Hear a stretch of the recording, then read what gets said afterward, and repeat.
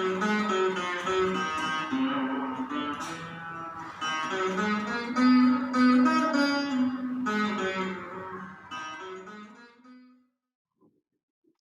Sir.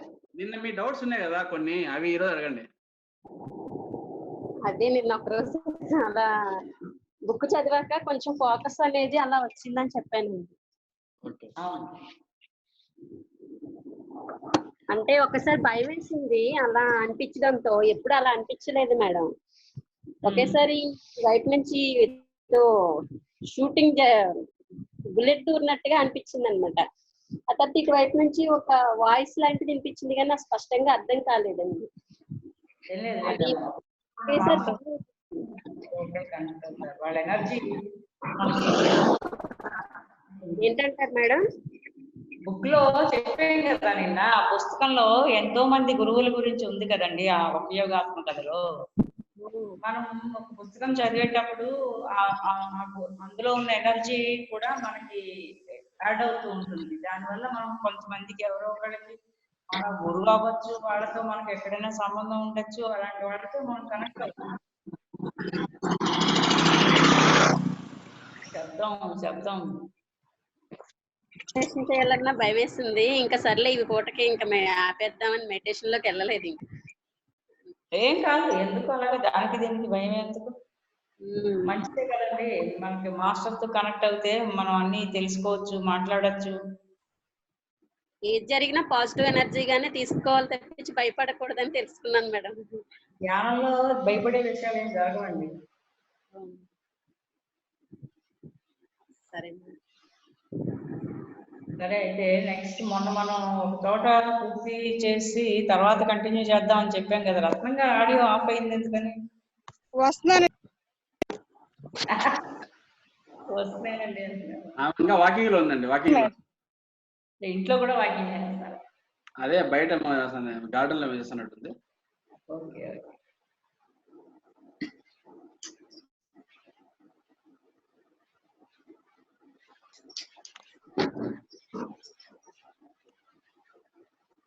Sridevi గారు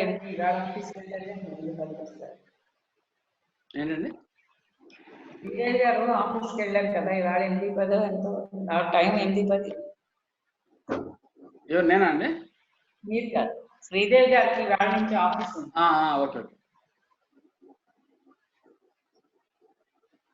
పిల్ల నువ్వు రాసుకోవట్లేదా? నెంబర్కి ఫోన్ కావాలన్నావు. మళ్ళీ ఇక్కడే ఉంది మేడం.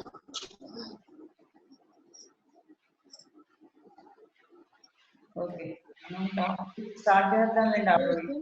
మీరు చేయండి. ఆమె జాయిన్ అవుతారు.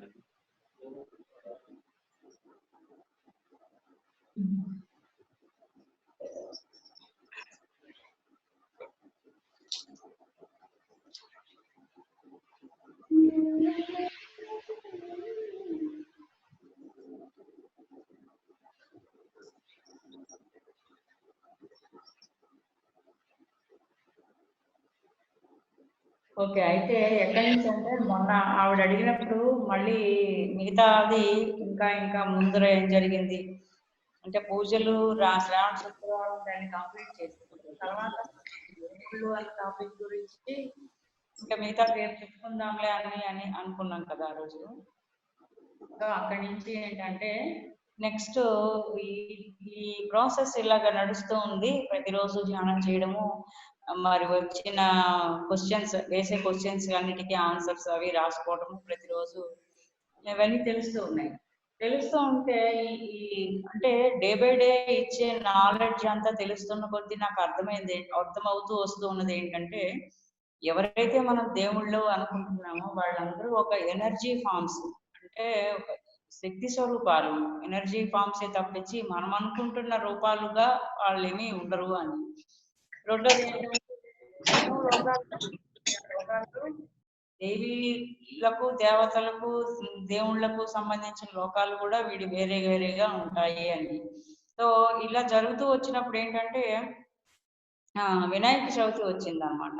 వినాయక చవితి వస్తే అప్పటికి ఇంకా నేను ఒక ఈ మెసేజెస్ తీసుకోవటం స్టార్ట్ చేసి ఒక నెలన్నర ఎంతో అయ్యింది. కానీ అప్పుడు ఏంటంటే నేను ఆ సార్ ఎప్పుడు నాకు ఆ పండుగ కూడా చాలా బాగా చాలా బాగా డెకరేట్ చేయడము బాగా చేయటం నాకు అలవాటు. కనీసం ఒక 3 రోజులైనా సరే అట్లాగా. అలా చేస్తున్నప్పుడు ఆ సార్ ఏం చేశానంటే పొద్దున్నే తెల్లవారుజామున స్నానం చేశాను, కూర్చున్నాను. మందిరం అన్నీ ఉన్నాయి. దేవుడు వినాయకుడు చిన్న బొమ్మ పెడతాం కదా, ఇట్లా పెట్టి కూర్చొని ధ్యానం చేస్తున్నాను. చేసి నేనేం చేశానంటే ఇది మీరు ఎనర్జీ ఫార్మ్సే కరెక్టే కానీ ఈ నాకు మాత్రం ఎప్పటి నుంచో చూడాలని కోరిక. ఒక్కొక్కళ్ళని చూడాలని కోరిక. మరి మీరు నాకు ఈసారి మాత్రం కనపడండి. ఇంకెప్పుడు నేను అడగను అనేసి కూర్చొని బాగా అడిగి ధ్యానం చేశాను. ధ్యానం చేస్తే అప్పుడు ఏం జరిగిందంటే ఒక అరగంట తర్వాత ఒక 10 సంవత్సరాల పిల్లాడు చాలా తెల్లగా బొద్దుగా ఉన్నాడు. పసుపచ్చటి పంచె కట్టుకున్నాడు. వచ్చాడు అన్నమాట. తెల్లటి పంచె కట్టుకున్నాడు, వచ్చాడు. ఇలా వచ్చి ఏదైతే మందిరంలో తయారు చేసి ఒక చిన్న మండపంలో తయారు చేసి నేను విగ్రహం పెట్టానో అక్కడికి వచ్చి కూర్చున్నాడు అనమాట. కూర్చున్న తర్వాత ఆయన వచ్చి కూర్చోవడంతోనే ఏంటి నీకు ఈ పూజల గోల ఏంటో, ఈ గోలలో నువ్వు ఎప్పుడు బయటపడతావో అని ఆయన ఇలా మొహం ఇలా కొట్టుకొని అంటున్నాడు అన్నమాట. ఇదేంటి స్వామీజీ అయినా కానీ అంటే నీకెంత చెప్పినా ఇంకా అర్థం కాదా, ఇంకా నువ్వు మమ్మల్ని చూడాలని పిలవాలని వేరేగా చూడాలని అనుకుంటున్నావా అన్న ఉద్దేశం అనమాట అండి. అయితే నేను ఇంకెప్పుడు అడగను. ఇన్ని సంవత్సరాల నుంచి ఎప్పుడు ఏవేవైతే మనం చేస్తూ వచ్చామో వాళ్ళని చూడాలి అనేది ఒకటి ఉంటుంది కదా, అంతే ఇదే ఫస్ట్ అండ్ లాస్ట్. ఇంకాసారి ఎప్పుడు నేను కనపడమని అడగను, అందుకని ఒకసారికి నాకు కనిపించండి అన్నాడు. అప్పుడు కనిపించిన తర్వాత అప్పటి నుంచి ఏంటంటే ప్రతిదీ కూడా మనము నాలెడ్జ్ తీసుకోవటమే ఎవరి నుంచైనా. ఎందుకో వచ్చారు అంటే ఉబ్బి తగ్గిపోయి కూర్చోవడం కాదు కదా. వచ్చిన దగ్గర నుంచి వాళ్ళు వచ్చిన వాళ్ళతో మనం కనెక్ట్ అవ్వగలగడమే మనకు ఒక అరుదైన అవకాశం. అట్లాంటప్పుడే మనం అన్ని తెలుసుకోవాలి.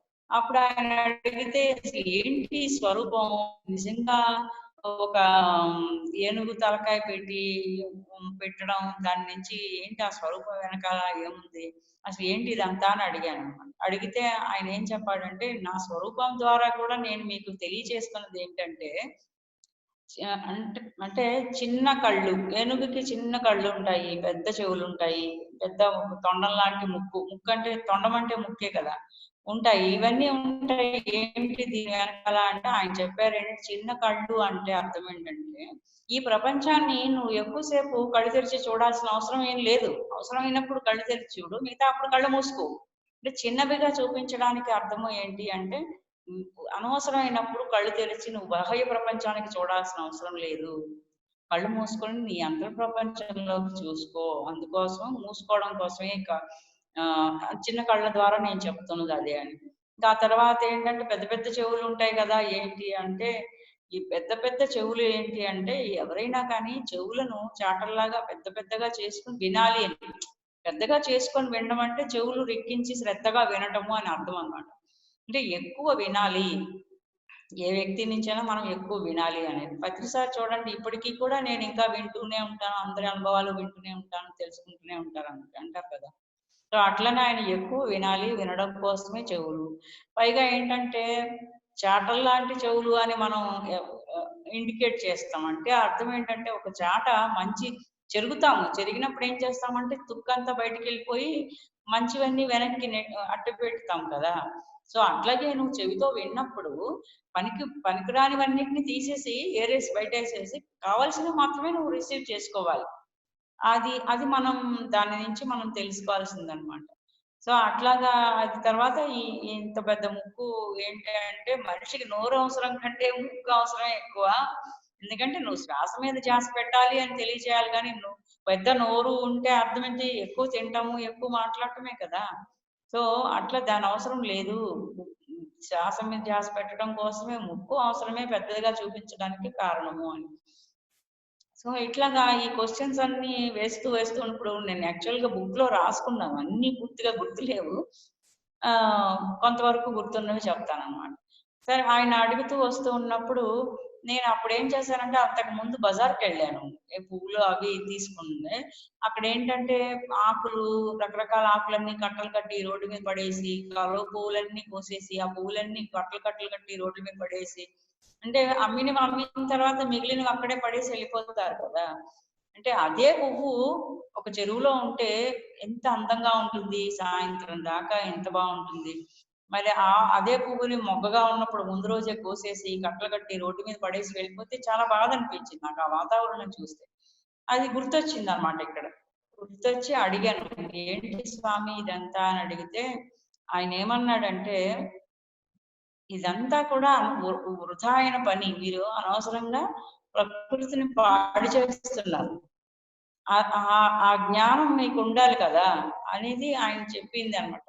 అది చెప్పిన తర్వాత ఏంటంటే మరి ఆకులు కారపోసేసి అన్ని ఆకులు కోసేసి అన్ని ఏవి కనపడతాయి విరుచుకొచ్చి అమ్మేస్తారు కదా బజార్లో అనిపిస్తే, అప్పుడు ఆయన చెప్పింది ఏంటంటే ఈ అన్ని ఆకులు విరగొట్టేసి చెట్లన్నీ విరగొట్టమని కాదు అర్థము.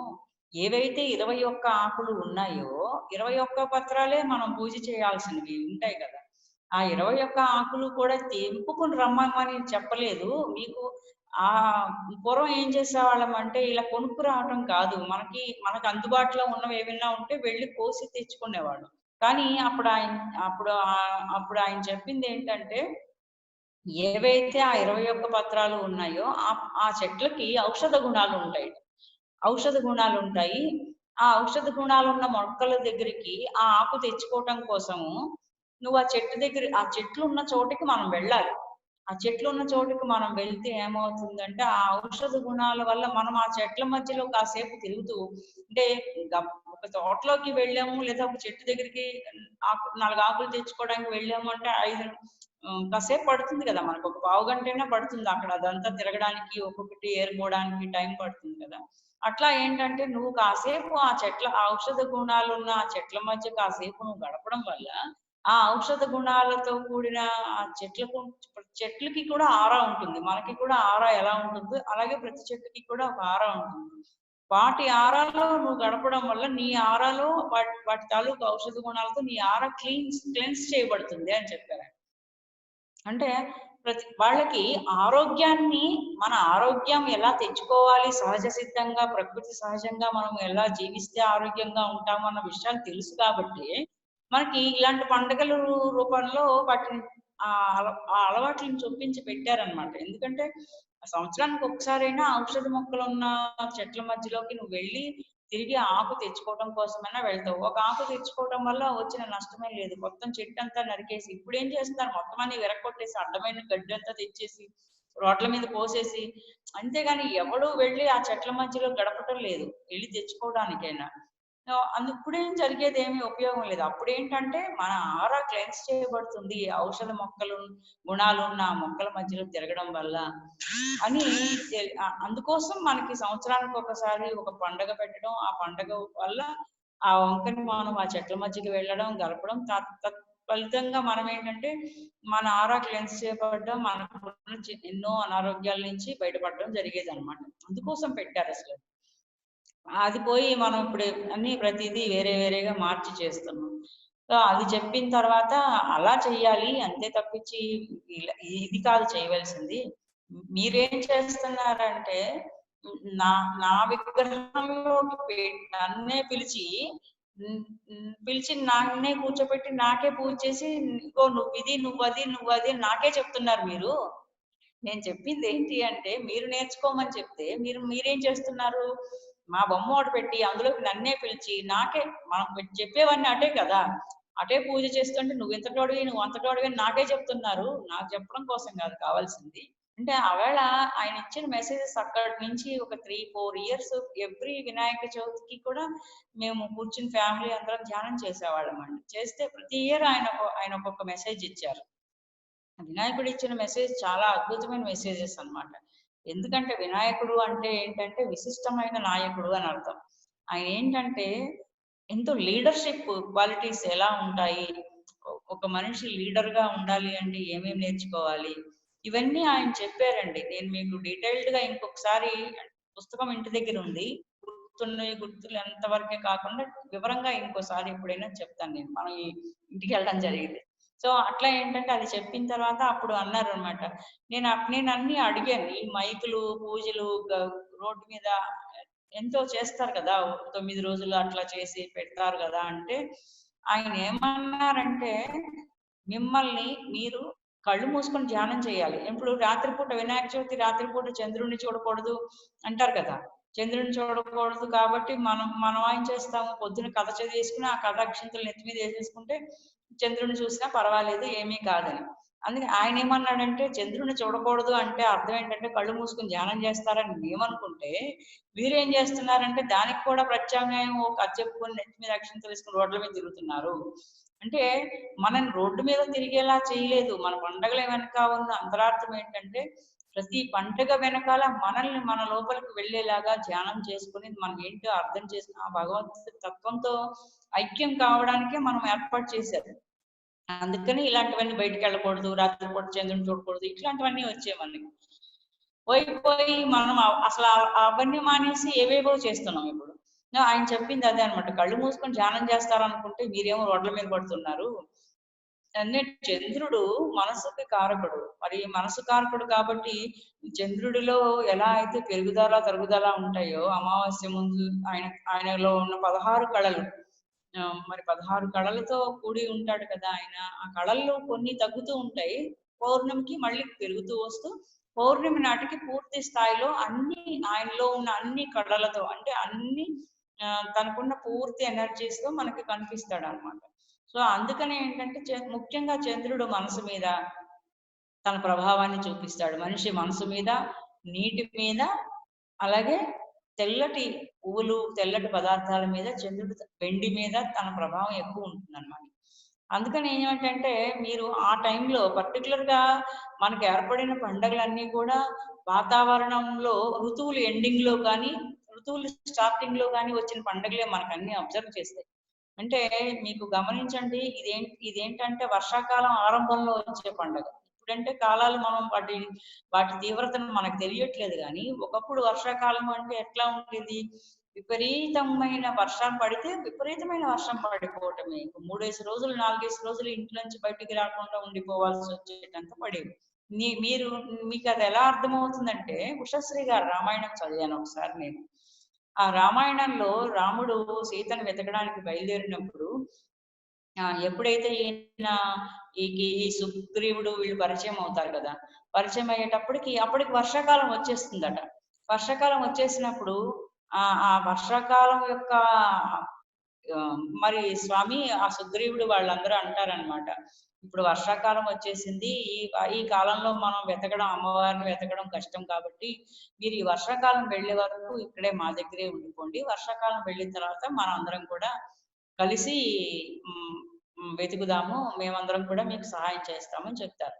చెప్పినప్పుడు ఆయన ఏంటంటే వాళ్ళ దగ్గర ఆ కొండ గుహల్లో ఉండడము, విపరీతమైన వర్షము, బయట అంతా ఉరుములు మెరుపులు. అంటే నేను ఆ వర్ణన చదివితే నేను 2-3 రోజులు అందులోంచి బయటపడలేకపోయాను. ఉషశ్రీ గారు రామాయణం దొరికితే చదవండి, అందులో ఆ వర్ణన ఉంటుంది అనమాట. వర్షాకాలం యొక్క వర్ణన ఉంటుంది. అంటే అలా ఉండేదా అప్పుడు, ఎందుకు మనం పాత పుస్తకాలు చదవాలి, పాత కథలు తెలుసుకోవాలి అంటే అప్పటి కాలమాన పరిస్థితులకి ఎలా ఉన్నాయి, ఆ కాలంలో ఆ పరిస్థితులకి వాళ్ళు తగ్గట్టుగా వాళ్ళ ఆచరణ వాళ్ళ ప్రవర్తన ఉంది. దాన్నే ఇప్పుడు మనం పట్టుకుంటే ఇప్పుడు మనకి వర్షాకాలమైన గొడుగేసుకుని వెళ్ళిపోయే రోజులు మనకు అన్నీ ఉన్నాయి. మనకి ఇప్పుడు ఏ కాలమైనా ఎండాకాలం అని చెప్పి చెట్టు కింద పడుకోవట్లేదు, ఏసీ వేసుకొని లోపల పడుకుంటున్నాం. వర్షాకాలం అయినంత మాత్రం వాళ్ళ వర్షాకాలం అంటే వాళ్ళ పనులన్నీ ఆగిపోయేవి. ఎందుకంటే ఆ టైంలో ఏ పని చేసుకోవటానికి వీలు కానంతగా ఉండేవన్నమాట. నదులు వాగులు అన్ని పొంగుతూ ఉండేవి. ఒక ఊరి నుంచి ఒక ఊరికి కమ్యూనికేషన్ ఉండేది కాదు. అన్ని వాగులు పొంగుతూ ఉంటే ఎక్కడ వాళ్ళు అక్కడ ఉండిపోతారు, ఒక చోట నుంచి ఒక చోటకి వెళ్ళటం రావటం ఉండదు. సో అట్లాగంటే వర్షాకాలంలో విపరీతమైన వర్షాకాలంలో ఎన్నో కూరలు కానీ ఎన్నో కొన్ని పంటలు కానీ మనకి దొరకవు, ఆహార పదార్థాలు కానీ అన్నీ దొరకవు మిగతా కాలాల్లో దొరికినట్టుగా. పైగా వర్షాకాలంలో ఏంటంటే ఇవన్నీ అప్పటి కాలమాన పరిస్థితులు మనం అర్థం చేసుకోవాలి. ఈ పండుగలు పెట్టినప్పుడు ఉన్న పరిస్థితులు అట్లాంటివి. సో ఇంకా ఏంటంటే అప్పుడు మరి వర్షాకాలం అంటే బయటికి వెళ్తే మనలాంత హైజీనిక్ కండిషన్స్ కావు.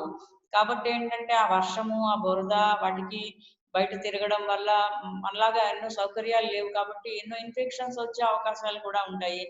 మరి ఒకళ్ళే వాగులు వంకలు ఏర్లు నదులు పొంగుతూ ఉంటే ఇంతంత మంది ఒక వాళ్ళు ఉన్న చోటు నుంచి దాటి వాళ్ళ సంపాదన కోసము వాళ్ళ ఆహార పదార్థం తెచ్చుకోవడం అప్పుడు మనలాగా ఒక జీతము, నెలకు ఒక ఉద్యోగము, జీతము, సంవత్సరానికి సరిపడా సంపాదించుకోవడం కాదు కదా. చాలా వరకు ఏంటంటే ఏ రోజు ఆ రోజు సంపాదించుకోవడం మాక్సిమం అప్పటి పరిస్థితులు అవే. చాలా వరకు చూసుకుంటే అన్నమాట వ్యవసాయ ఆధారమైనటువంటి జీవన విధానము. కాబట్టి ఏంటంటే వాళ్ళకి తన అంత వర్షంలో, విపరీతమైన వర్షంలో తన పొలాల్లోకి వెళ్ళటానికి వాళ్ళకి అవకాశం ఉండలేదు కాదు. అట్లాగే మనం ఒక వాళ్ళున్న పల్లెటూరు నుంచి కొంచెం దగ్గరలో ఉన్న ఒక మోస్తరు టౌన్ లాంటి ప్లేస్కి వెళ్ళి ఏమన్నా తెచ్చుకోవాలన్నా కూడా అవ్వేది కాదు. సో ఎక్కడ ఉన్న వాళ్ళు అక్కడ ఉండిపోవాల్సిన పరిస్థితి వాళ్ళది. కాబట్టి ఏంటంటే ఊరికే కూర్చుని ఉండిపోతే, ఇప్పుడు లాక్డౌన్ పెట్టి మనం ఇంట్లో ఉండిపోయాము. ఊరికే ఉండిపోతుంటే ఇంట్లో కూర్చుని సినిమాలు చూసేవాళ్ళు ఉన్నారు, మనలాగా సత్సంగాలు చేసేవాళ్ళు ఉన్నారు, ధ్యానం చేసేవాళ్ళు ఉన్నారు, ఎన్నో మంది ఉన్నారు కదా. సో అలా ఇంట్లో ఉండిపోవాల్సిన పరిస్థితిలో అప్పట్లో మనకి ఇప్పుడు ఉన్నటువంటి ఎంటర్టైన్మెంట్స్ ఏం లేవు. అందుకని వాళ్ళందరికీ ఏం చేశారంటే అలాంటి టైంలో ఇలాంటి పండుగలు పెట్టారు. మనం అబ్జర్వ్ చేస్తే నాకు అర్థమైంది అనమాట. ఆ టైంలో ఇలాంటి పండుగ పెడితే, పైగా ఒక రోజు పండుగలు కాదు, ఇవన్నీ 9 రోజుల పండుగలు. 9 రోజుల పండుగ. ఎందుకంటే వాళ్ళకి ఆ పనులు ఉండవు, ఇంట్లోనే ఉండిపోతారు. తద్వారా ఏంటంటే వాళ్ళ కాలాన్ని సద్వినియోగం చేసుకోవడానికి వాళ్ళకి ఒక అవకాశం కూడా ఏర్పరిచారనమాట మన పండగల్లో. ఏర్పరిచి ఇంట్లో కూర్చోవడం, రాత్రిపూట చంద్రుడిని చూడకూడదు అంటే కళ్ళు మూసుకుని కూర్చుని, అంటే ధ్యానం చేసేవారు అనమాట వాళ్ళు. ధ్యానం చేసేవారు, కళ్ళు మూసుకుని కూర్చొని. ఒక రోజు కాదు, 9 రోజుల పాటు రాత్రుల పండుగలు ఇవన్నీ. రాత్రులు, వినాయక నవరాత్రులు, దేవి నవరాత్రులు, అన్ని రాత్రులు, వసంత నవరాత్రులు, శ్రీరామ నవరాత్రులు, ఇవన్నీ రాత్రిపూట్ల పండుగలు. అంటే ఏంటి, రాత్రి తెల్లవారులు ధ్యానం చేయాల్సింది. రాత్రిపూట్ల ఏ పూజలు చేసేస్తారు, ఎవడైనా ఇప్పుడంటే మనకి ఇంకా లైట్లు వచ్చాయి, అన్ని వచ్చాయి, అప్పుడేం లేవు కదా. అంటే ఏంటంటే కేవలం అందరూ 10 మంది కలిసి కూర్చుని వాళ్ళు తెచ్చుకున్న పండో కాయో అందరూ కలిపి పంచుకుని తిని, తర్వాత ఏం చేసేవాళ్ళంటే మరి ఒక విపరీతమైన వర్షంతో అందరూ ఇళ్లలో ఎవరున్న చోట వాళ్ళు ఉండిపోయే పరిస్థితులు, ఇళ్ళు కూడా కావు కాబట్టి ఒక గుడి లాంటివి అయితే కనుక అందరినీ ఒక చోట వచ్చి ఉండడానికి సేఫ్ ప్లేసెస్ అన్నమాట. గుళ్ళు ఎందుకు ఏర్పాటు చేశారంటే, పెద్ద పెద్ద గుడులు పూర్వకాలం ఉండి, ఇప్పటికీ పాత గుళ్ళు చూడండి మనం, ఎంత పెద్ద పెద్ద ఆవరణలు ఉంటాయి. ఎంతమంది అంటే ఏంటంటే ఒక ఊరంతటికి ఒకటే గుడి, ఇలా సందుకోటి కాదు ఇప్పట్లాగా. సో అందుకనే ఆ ఊరంతటికి ఆ గుడి ఆ ఊరి చివర పొలిమేరల్లో ఎక్కడ ఉండేదన్నమాట. సో ఇంత భయంకరమైన కాలాల్లో, వర్షాకాలాల్లో వీళ్ళకి ఇంట్లో తిండి లేకపోయడం పరిస్థితుల్లో, అలాంటి పరిస్థితులు ఇలాంటి పండుగలు ఏర్పాటు చేయడం వల్ల ఏం జరిగేదంటే, ఊరంతా చేరి ఆ రాత్రి పూట్ల సాయంత్రమో ఎప్పుడో, మరి కరెంటులు లేవు కాబట్టి సాయంత్రమే అక్కడికి చేరిపోయి అందరూ వెళ్తురు వెళ్ళిపోయే లోపలే వాళ్ళు తెచ్చుకున్న పండు కాయో ఇంటి దగ్గర నుంచి తెచ్చుకున్న నలుగురు పంచుకు తినడం అనేది ఇక్కడ చాలా బాగా వాళ్ళు నేర్చుకుని మనకు చూపించారండి. మనకు తెలియదు కానీ వాళ్ళకున్న పరిస్థితులకి వాళ్ళన్ని పంచుకోవాలి, ప్రతి ఒక్కరితో పంచుకోవాలి. అంటే ఒకరు తినడం ఒకరు తినకపోవడం ఏం లేదు, ఉన్నదాన్ని చిరుసగం చేసుకుంటే ఇద్దరు తినడం అనమాట. అట్లా తనతో ఇంటి దగ్గర నుంచి కూడా తెచ్చి పంచుకుని తినేవారు. చీకటి పడేసరికి అదంతా పూర్తి చేసేసి ఒక గంట ఏ దేవనామము, కీర్తనం, స్మరణం, భజనో ఏదో సత్కాలక్షేపం చేసేవారు. ఆ తర్వాత ఏం చేసేవారంటే, ఆ గుళ్ళల్లో ఉన్న పూజారులు ఎవరైతే ఊరి చివర గుడి కట్టడము, నాకు ఇదంతా నిజంగా నేను ఎక్కడ చదవలేదు, నాకు ఒక విజన్ లాగా ఒకసారి వచ్చిందనమాట. ఆ కాలానికి వెడితే అసలు అక్కడ ఏముంది, అక్కడ ఏం జరిగింది, ఎందుకు ఇలాంటివన్నీ ఏర్పాటు చేయబడ్డాయి, అప్పుడు పరిస్థితులకు అనువుగా ఉంటే కనుక అప్పుడు ఎలాంటి పరిస్థితులు ఉన్నాయి అన్న, అసలు అన్ని నాకున్న కన్నీ ఇలాంటి క్వశ్చన్స్ అనమాట. ఈ క్వశ్చన్స్ కోసం ప్రతిదీ ధ్యానం చేయవలసింది. చేస్తేనే మనం ఏంటంటే ఎంత లేదన్నా మనం ఆ కాలాన్ని దర్శించగలుగుతాం. ఇవాళ ఇక్కడ ఉన్న ఆ జ్ఞాన చక్షువుతో మనం ఆ కాలాన్ని దర్శించగలుగుతాం. సో అట్లా దర్శించగలిగినప్పుడు అప్పుడు చెప్పారనమాట. అప్పుడు కనిపించింది ఏంటంటే, ఒక గ్రామానికి ఊరవతల ఒక పెద్ద గుడి ఉండడము. మరి పురోహితుడు అంటే అర్థం ఏంటంటే, పురానికి హితవు కోరుకునేవాడు అని అర్థం. పురం అంటే ఆ ఆ ఊరిలో ఉన్న జనం యొక్క హితవు కోరుకునేవాడు, మంచి చెడు చెప్పేవాడు అని అర్థం. కోరుకోవడం అంటే ఏంటి, మంచి చెడు చెప్పడం. అంటే మిగతా ఎన్నో కులాల వాళ్ళు ఎంతో మంది ఊళ్ళల్లో ఉంటారు. ఉన్న వాళ్ళందరూ ఏం చేసేవాళ్ళంటే, ఎప్పుడో ఒక రోజు గుడికి వెళ్ళటం కూడా అందరికీ అవ్వదు. ఎక్కడో ఊరవతల గుడి ఉంటేనో, వీళ్ళకి ఎన్నో పనులు ఉంటేనో ఇక్కడి నుంచి అక్కడికి దాటుకుని ఏం వెళ్ళిపోతారు. ఈ పండుగల రూపంగా కలిసి గడిపేవారు అనమాట కొన్ని రోజుల పాటు. కలిసి గడిపినప్పుడు ఈయన ఏం చేసేవారంటే ఇలాంటి కొన్ని రోజులు, ముఖ్యమైన రోజులు, 9 రోజులు 10 రోజులు వీళ్ళు వెళ్ళి అక్కడ ఉండిపోయినప్పుడు ఆ సంవత్సరానికి మొత్తానికి సరిపడా మంచి చెడులన్నీ చెప్పేసి వాళ్ళ ప్రశ్నలన్నిటికీ వాళ్ళ సాధనలో వచ్చిన అనుమానాలన్నీ తీర్చేసి, అంటే అప్పుడు ఎలా ఉండేదంటేట రాత్రి మొదలు పెడితే వీళ్ళు తినడము, కాసేపు గడపడము, అందరూ మాట్లాడుకోవడము, వచ్చి మళ్ళీ అందరూ కలుసుకునేది మళ్ళీ అక్కడే. మళ్ళీ ఇళ్ళకి వెళ్ళిపోతే ఎవరి పనులు వాళ్ళకి ఉంటాయి అన్నమాట. సో అందరూ మంచి చెడులు అందరూ మాట్లాడుకోవడము, అందరూ కలిసి కొంచెం పొద్దుపోయిన తర్వాత ఆ పంతులు గారిని కూర్చోబెట్టుకుని అప్పుడు ఆధ్యాత్మికమైనటువంటి విషయాలన్నీ కూడా తెలుసుకునేవారు. దాంట్లో ఏంటంటే ఆధ్యాత్మిక విషయాలు తెలుసుకునేవారు, ప్రాపంచిక విషయాలు అన్ని సమస్యలకి వాళ్ళకున్న డౌట్లన్నిటికీ కూడా. ఎందుకంటే ఒక కాలంలో, ఈ కాలంలో ఇప్పుడు ఈ గ్రహ పరిస్థితుల్ని అంచనా వేయగలిగేవారు. పురోహితులు ఏంటంటే ఆ గ్రహ పరిస్థితులన్నింటినీ కూడా అన్ని శాస్త్రాలు చదువుకుని ఉండేవారండి. వాళ్ళు ఏంటంటే పురోహితులు అంటే కేవలం ఇప్పటిలాగా ఇది కాదు, వాళ్ళకి అన్ని శాస్త్రాలు చదువుకుని ఉండేవాళ్ళు.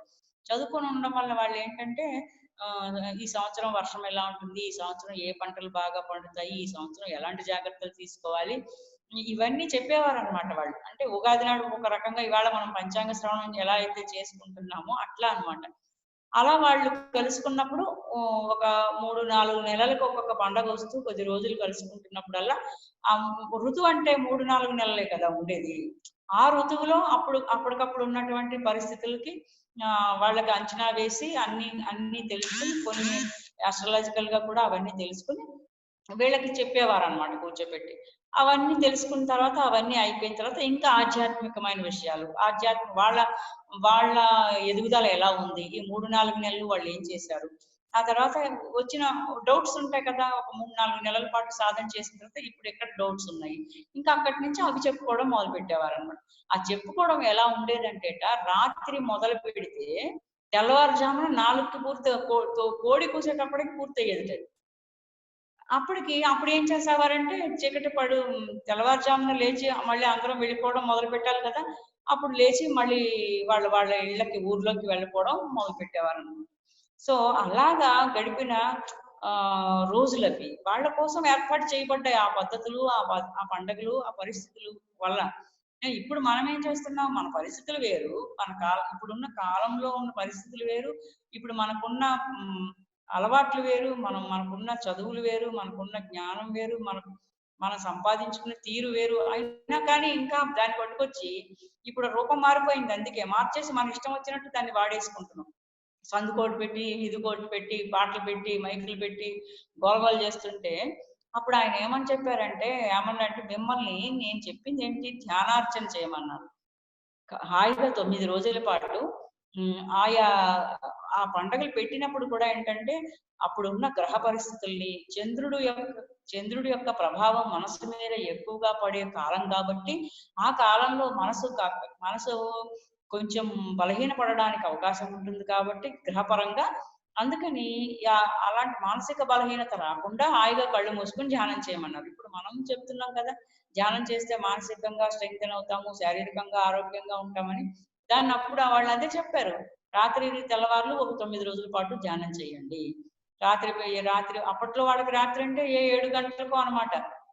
అప్పుడు ధ్యానానికి కూర్చుంటే పొద్దున్న 4 గంటలకు లేవటమే. అట్లా చేయడం కోసం ఏర్పాటు చేశారు. చేస్తే ఏమవుతుందంటే, ఒకటి గ్రహ ప్రభావం నుంచి, అంటే మానసికంగా ఆయా కాలమాన పరిస్థితుల్లో గ్రహాల రీత్యా అప్పుడు వాళ్ళ మీద ఎటువంటి ప్రభావం పడకుండా, పైగా కాలం రీత్యా కూడా వర్షాకాలంలో ఎక్కువ ఇన్ఫెక్షన్స్, అనారోగ్యాలు వచ్చే కాలం కాబట్టి ఎక్కువ ధ్యానం చేస్తే వాళ్ళ ఇమ్యూనిటీ పవర్ పెరగడం వల్ల వాళ్ళ రెసిస్టెన్స్ పెరగడానికి, అదే కాలంలో వాళ్ళకి ఏ పని లేకుండా వర్షాకాలంలో ఏ పనులు చేయడానికి వీలవ్వదు కాబట్టి అప్పుడే కూర్చుని ఆధ్యాత్మికంగాను ప్రాపంచికంగాను వాళ్ళకున్న అన్ని సమస్యల్ని కూడా అక్కడ అందరూ కొంతమంది పెద్దవాడితో కలిసి కూర్చుని చర్చించుకుని ఏం చేయాలనేది మాట్లాడుకోవడానికి వినియోగించుకునేవారు ఆ కాలాన్ని. మరి మనం ఎలా వినియోగించుకుంటున్నాము, ఆ పండగ పేరు చెప్పి రోడ్డు మీద అడ్డంగా ఎక్కడ పడితే అక్కడ స్టేజ్ వేసి మైకులు పెట్టి చండాలంగా వినియోగించుకుంటున్నాం.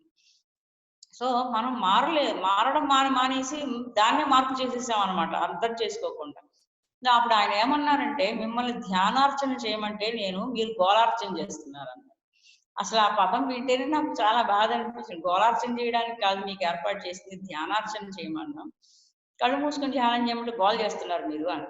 సరే స్వామీజీ, మరి గోలే కదా చేస్తున్నాము, మరి మాకు తెలియదు కదా గోల చేస్తున్నాం అనే విషయం. అసలు ఈ మనుషుల బుర్రల్లోకి ఈ ఏర్పడిన ఈ గోలని, గందరగోళాన్ని నువ్వే తీసేయచ్చు కదా అని అడిగితే ఆయన అన్నాడు, అన్నీ మేం చేస్తే మీరేం చేస్తారు, మీకు బుద్ధి అనేది ఒకటి ఇచ్చాం కదా, ఆ బుద్ధితో సవ్యంగా వాడుకోమని కదా ధ్యానం చేసి సవ్యంగా వాడుకోమని చెప్తే, మీరు దాన్ని తగలేసేటట్టుగా మీరు తయారైతే, అన్ని మేం చేస్తే చేయడానికి కాదు. మనిషి అనేవాడు తన సొంత ఎదుగుదల కోసం నేర్చుకోవడం కోసం వచ్చాడు కదా. నువ్వేం కుక్కవి, మేకవి, ఆవువి కాదు కదా.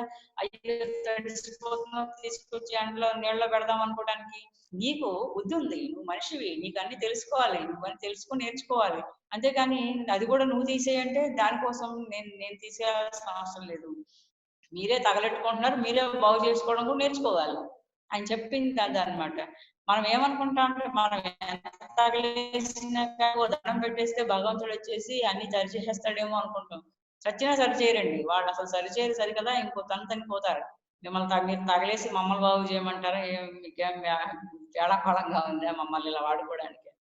సో అట్లా అయిన తర్వాత అప్పుడు ఆయన ఆ మాట అన్న తర్వాత ఈ ఈ ఈ పండుగల్లో మరి బొమ్మలు చేయడాలు, మళ్ళీ తీసుకెళ్లి నిమజ్జనాలు చేయడాలు, ఇదంతా ఏంటి స్వామీజీ అంటే, ఆయన ఏమన్నారంటే, మీరు వాతావరణాన్ని పొల్యూట్ చేస్తున్నారు, వాటర్ ని పొల్యూట్ చేస్తున్నారు, శబ్ద కాలుష్యం చేస్తున్నారు, అనవసరమైనవన్నీ పెట్టి శబ్దం క్రియేట్ చేసి కాలుష్యం చేస్తున్నారు. ఇవన్నీ మీరు మీకోసం, మీరు నీరు తాగడం కోసం, మీరు గాలి సవ్యమైన గాలి పీల్చుకోవడం కోసం, మీ ఆరోగ్యం కోసం పంచభూతాలు ఏర్పాటైతే మీరేం చేస్తున్నారు, మీకోసం సవ్యంగా ఉపయోగించుకోవాల్సిన వాటిని మీరే పాడు చేసుకుంటున్నారు. పాడు చేసుకుంటే ఆ నీళ్లు మనమే కదా తాగాలి, ఆ గాలి మనమే కదా పీల్చాలి, ఆ తిండి మనమే కదా తినాలి. ఎవరికి నష్టం? దానివల్ల మీకే నష్టం, మాకేం నష్టం లేదు. కానీ అసలు మనమే నష్టపోతున్నాము, పాడు చేసుకుంటున్నాము అన్న వైపు ఎవరు ఆలోచిస్తున్నాము? అసలు ఎవరు ఆలోచించట్లేదు కదా. సో మీరే నష్టపోతారు. ఎన్నాళ్ళు నష్టపోతారో నష్టపోండి, మీ ఇష్టం అది. ఆ నీరు మీరే తాగాలి, ఆ గాలి మీరే పీల్చాలి, ఆ వాతావరణంలో మీరే ఉండాలి. మిమ్మల్ని మీరు పాడు చేసుకుంటారో, మిమ్మల్ని మీరు బాగు చేసుకుంటారో మీ ఇష్టం. కానీ ఎన్నాళ్ళు ఇలా తగలేసుకుంటా ఉంటే, స్వామి ఎన్నాళ్ళు ఇలా తగలేసుకుంటూ ఉంటే చూస్తూ ఉంటావా, నువ్వేం చెయ్యవా అని అడిగితే, అంటే ప్రతిదానికి ఒక కాలం ఉంది. మీకు ఇచ్చిన ఉపయోగాలని మీరు ఎలా ఉపయోగించుకుంటున్నారో, అంటే కొన్ని మనకి మన అవసరాల కోసం, మన బాగు కోసమే వాళ్ళు మన కోసం అన్ని ఏర్పాటు చేశారట. కానీ మనమేం చేస్తున్నాము, మన దైనందిన అవసరాల కోసం, మన మంచి కోసం, మన పక్కవాడి మంచి కోసం వాడటం మానేసి ఇంకా ఇంకా ఇంకా అడ్వాన్స్ అయిపోయి దాన్ని తగలేసి ఇష్టం వచ్చినట్టు వాడే పరిస్థితికి మనం వస్తున్నాం అన్నమాట. సో అది కాదు కావాల్సింది. ఎలా అయితే మంచిని నేర్చుకోగలరో అలాగే చెడును కూడా మీరు పెంచుకుంటా వెళ్ళారు. పెంచిన చెడును నువ్వే తగ్గించుకోవాలి మళ్ళీ. ఎవరు తగ్గించరు ఇక్కడ. చిన్నపిల్లాడికి తప్పని చెప్తాం కానీ పెద్ద అయ్యాక కూడా తెలిసి చేసేవాడికి ఏం తప్పని ఎవరు చెప్తారు? చెప్తే వింటారా? వినరు కదా. సో అదే మన పరిస్థితి కూడా. అప్పుడు ఆయన ఇట్లాగా ఆ విషయాలన్నీ చెప్పిన తర్వాత ఆయన అప్పుడు అన్నాడు అనమాట, ఆ కథలో, మన వినాయక చవితి కథలో కృష్ణుడికి పాలు పిండేటప్పుడు ఆ కుండలో చంద్రుడిని చూడటం వల్ల ఆయనకి నీలాపనిందలు వచ్చాయి అంటారు కదా. అంటే ధ్యానం అనేది కళ్ళు మూసుకొని కూర్చుని ధ్యానం చేయవలసిందే ఎవరైనా. ధ్యానం అనేది మానేస్తే కృష్ణుడే నీలాపనంతలకు గురయ్యాడు అన్న విషయం మీకు తెలియజేశాను. అంటే అర్థం ఏంటి, ఆయనంతటా వాళ్ళకే ధ్యానం చెయ్యకపోతే ఎవరైనా ఒకటే, ఆయన లేదు మనమే లేదు, ఎవరైనా ఒకటే. అది తెలియచేయడం కోసం మీకు కథ చెప్తే మీరు ఆ కథ చదువుకుని అక్షంతలు ఎత్తి మీద వేసుకుని కళ్ళు తెరుస్తూ తిరుగుతున్నారు. అదే అసలు ఎంత తప్పు చేస్తున్నారు అనేది అన్నమాట. కృష్ణుడు అంతటి వాడికే ధ్యానం మారినంత మాత్రాన్ని నీలాపనిందలను ఎదుర్కోక తప్పలేదు. కాబట్టి ధ్యానం అనేది ఎంత ఇంపార్టెంటో తెలియడం కోసం మీకు ఆ కథ చెప్పాం. కథలో చెప్తే కొంచెం విని రోజులు కదా అప్పుడు. ఇప్పుడంటే వేరే కథలకు మనకు అక్కర్లేదు కానీ ఇంకా కొత్త కథలు సృష్టిస్తాం మనం. సో అందుకని మీరేం చేశారు, ఆ కథని ఇష్టం వచ్చినట్టు మార్చుకొని, ఇష్టం వచ్చినట్టు అర్థం చేసుకుని, మీ ఇష్టం వచ్చినట్టు బిహేవ్ చేయడం మొదలు పెట్టారు. సో అందుకని అప్పుడు ఆయన ఇవన్నీ చెప్పిన తర్వాత అప్పుడు అన్నారనమాట, మరి స్వామి నాకు ఏదైనా మెసేజ్ ఇవ్వు, ఎప్పుడు అంటే ఇప్పుడు ఏదైనా మెసేజ్ ఇవ్వు అని అడిగితే, ఫస్ట్ టైం కదా. అప్పుడు ఆయన ఏమి మెసేజ్ ఇచ్చారంటే, అది నాకు ఒక్కదానికే కాదు అందరం తెలుసుకోవాల్సిన మెసేజ్. నువ్వు తక్కువ తిను, తక్కువ మాట్లాడు, ఎక్కువ విను, ఎక్కువ ధ్యానం చేయి. ఇవే ఆయన చెప్పిన మూడు విషయాలు అన్నమాట. ఎక్కువ వినాలి, ఎక్కువ ధ్యానం చేయాలి, తక్కువ మాట్లాడాలి, తక్కువ తినాలి. ఈ 4 చెప్పారండి. ఈ 4 పాటిస్తే కనుక ఎవరమైనా ప్రతిసారి ఇప్పుడు ప్రతిసారి ఆయన అదే చెప్తున్నారు. ఎక్కువ అనవసరంగా తినక మొన్న ఒకసారి 4 రోజుల క్రితం అన్నారు ఆకలిని జయించాలి, నిద్రను జయించవచ్చు, ఇంట్లో కూర్చుని బోల్డన్ని ప్రాక్టీసెస్ చేయొచ్చు అని చెప్పలేదు. ఆయన ఎప్పుడు చెప్తూనే ఉన్నారు. అదే ఆయన కూడా చెప్పాడు. వినాయకుడు కూడా చెప్పింది అదే, తక్కువ తినాలి, తక్కువ మాట్లాడాలి, ఎక్కువ వినాలి, ఎక్కువ కళ్ళు మూసుకుని ఎక్కువసేపు ధ్యానం చేయాలి. ఇది అన్నమాట. అంటే మామూలుగా భౌతికంగా చూసినా కూడా అనవసరమైన మన్ని చూడడం వల్ల ఆ కళ్ళు ఏం చేస్తాయంటే ప్రతిదాన్ని అట్రాక్ట్ చేస్తాయి. కళ్ళకున్న లక్షణం ఏంటి? ప్రతిదాన్ని ఏది చూస్తే అది. అంటే మన బ్రెయిన్ కున్న లక్షణం కూడా ఏంటంటే కళ్ళతో చూసింది ఇది బాగా గుర్తుపెట్టుకుంటుంది. అందుకని ఏంటంటే ఆ కళ్ళు తెరిచి ఉన్నంతసేపు ఎన్నో ఆకర్షణలకు లోనయ్యే అవకాశం ఉంటుంది. ఏది చూస్తే అది కావాలనిపించడం, ఏది బాగుంటే అటుకేసి వెళ్ళిపోవటం చేస్తుంది. కాబట్టి ఎక్కువసేపు నువ్వు అవసరానికి మాత్రమే నీ పనికి మాత్రమే కళ్ళు తెచ్చుకుని మిగతా అప్పుడు మూసుకున్నావు అనుకో, ఈ ఆకర్షణకి లోనవ్వం కదా, వీటన్నిటి నుంచి బయటపడిపోతాం కదా. అట్లానే నువ్వు ఎక్కువ వినడం అనేది ఎందుకంటే వినడము ఎంతో అంటే అవతల వాళ్ళు చెప్తున్న విషయాలు గొప్పవా, నాకు అవన్నీ తెలిసినవేనా తెలియనివా అన్నది ఇంత లాజిక్ కాదండి కావాల్సింది. ఇప్పుడు భద్రేశ్వరికి ఏం తెలీదా, కానీ అందరూ వింటున్నారు కదా. ఎందుకు వింటారు అంటే అక్కడ ఆయన తన వినయ ధర్మాన్ని తను ఎంత వినయంగా, ఎంత సహనంగా, ఎంత ఓపికగా వినగలుగుతున్నారు అనేది అక్కడ మనం నేర్చుకోవాల్సిన విషయం అన్నమాట. అంటే మనకి తెలుసున్న విషయాన్ని కూడా ఓపికగా వినగలగాలి. ఇది నాకు తెలుసులే, ఇంక నువ్వు చెప్పక్కర్లేదు అని మధ్యలో అసహనం ఉండదు. రెండోది ఏంటంటే మనకి తెలిసిన విషయాన్ని ఎదుటివాడు చెప్పేటప్పుడు వాళ్ళకి తెలిసిన దగ్గర నుంచి వాళ్ళు చెప్తారు, కానీ మనకి తెలియాల్సిన దగ్గర నుంచి ఎవరు చెప్పరు కదా. సో అందుకని ఏంటంటే మనకు తెలిసిన దానికంటే వాడు చెప్తున్నది చాలా తక్కువదే అవ్వండొచ్చు, కానీ అది కూడా శ్రద్ధగా వినడం వల్ల అక్కడ నీ అహంకార రాహిత్యానికి నీకు నా అహంకారాన్ని తగ్గించుకోవడానికి కొంత అవకాశం అన్నమాట. ఆ వినయమే అహంకారానికి సబ్స్టిట్యూట్, వినయమే. అహంకారం ఉన్న ప్లేస్ లో వినయం తీసుకొచ్చి పెడితే తప్పించి అక్కడ అది ఇంకా మారదనమాట. సో అందుకని ఏంటంటే ఎప్పటికప్పుడు ఆయన బాగు చేసుకుంటున్న ఆయన సవ్యంగా చక్కగా ఉంచుకుంటున్నారు. కానీ మనం ఏం చేస్తున్నాము, మనని మనం ఉంచుకోవటం అనేసి లేనిపోని కొత్త అహంకారాలకు లోనయ్యి. అందుకని ఏంటంటే ఎక్కువ వినాలి, తక్కువ చూడాలి, తక్కువ మాట్లాడాలి, తక్కువ తినాలి. ఇది ఎప్పటికీ ఫండమెంటల్ గా అందరికీ ధ్యానులందరికీ ఉపయోగపడే చాలా చాలా ముఖ్యమైన విషయాలు. ఫస్ట్ నేను ఎప్పుడైతే కనెక్ట్ అవ్వడం మొదలు పెట్టానో అప్పటికి బాగా ఈ ధ్యానం చేయడం మొదలుపెట్టి 5-6 ఏళ్ళు అయింది. కానీ అప్పుడు నాకు ఆయన ఇచ్చిన మెసేజ్ అన్నమాట, ఇది చెయ్యి, నువ్వు మాత్రం ఈ 4 పాటించు. ఇలా పాటిస్తే ఏంటవుతుందంటే మనం ఎప్పుడైతే నువ్వు తక్కువ తింటావో అప్పుడు ఏమవుతుందంటే మన ఆకలి కంటే తక్కువ తినడం వల్ల ఎనర్జీ, అంటే ఆకలితో పూర్తి అవ్వాల్సిన ప్లేస్ ఖాళీ ఉంటుంది కదా. ఆ తక్కువ తినడం వల్ల ఆ ఖాళీ ప్లేస్ ఎనర్జీ వచ్చి చేరుతుంది. తక్కువ తినడం వల్ల ఏంటంటే ఆ ఖాళీ ఏదైతే ఉంచుకుంటున్నామో ఆ ఖాళీ ప్లేస్ లో విశ్వశక్తి వచ్చి చేరుతుంది. అంటే అప్పుడు మనకేమవుతుంది, ఆహారంతో ఫిల్ చేసేస్తే కంటే కూడా సగభాగం ఆహారం తీసుకుని సగభాగం ఖాళీగా పెట్టడం వల్ల ఆ మిగతా సగభాగం అంతా విశ్వశక్తితో నిండుతుంది. అదే మనం పూర్తిగా తినేస్తే ఇక్కడ దాకా విశ్వశక్తి లోపలికి రావడానికి మనం అనువుగా శరీరాన్ని మనం అట్టే పెట్టట్లేదు అన్నమాట. సో ఎప్పుడైతే ఖాళీగా ఉంచామో తక్కువ తినడం వల్ల లోపలికి అపారమైన విశ్వశక్తి మన లోపల ఎక్కువగా లోపలికి రావడానికి అవకాశం ఉంది. సో అంత విశ్వశక్తి లోపల ఉన్నప్పుడు ఆటోమేటిక్ గా ఏమిటవుతుందంటే మన యాస్ట్రల్ బాడీ రిలీజ్ అయిపోతుంది.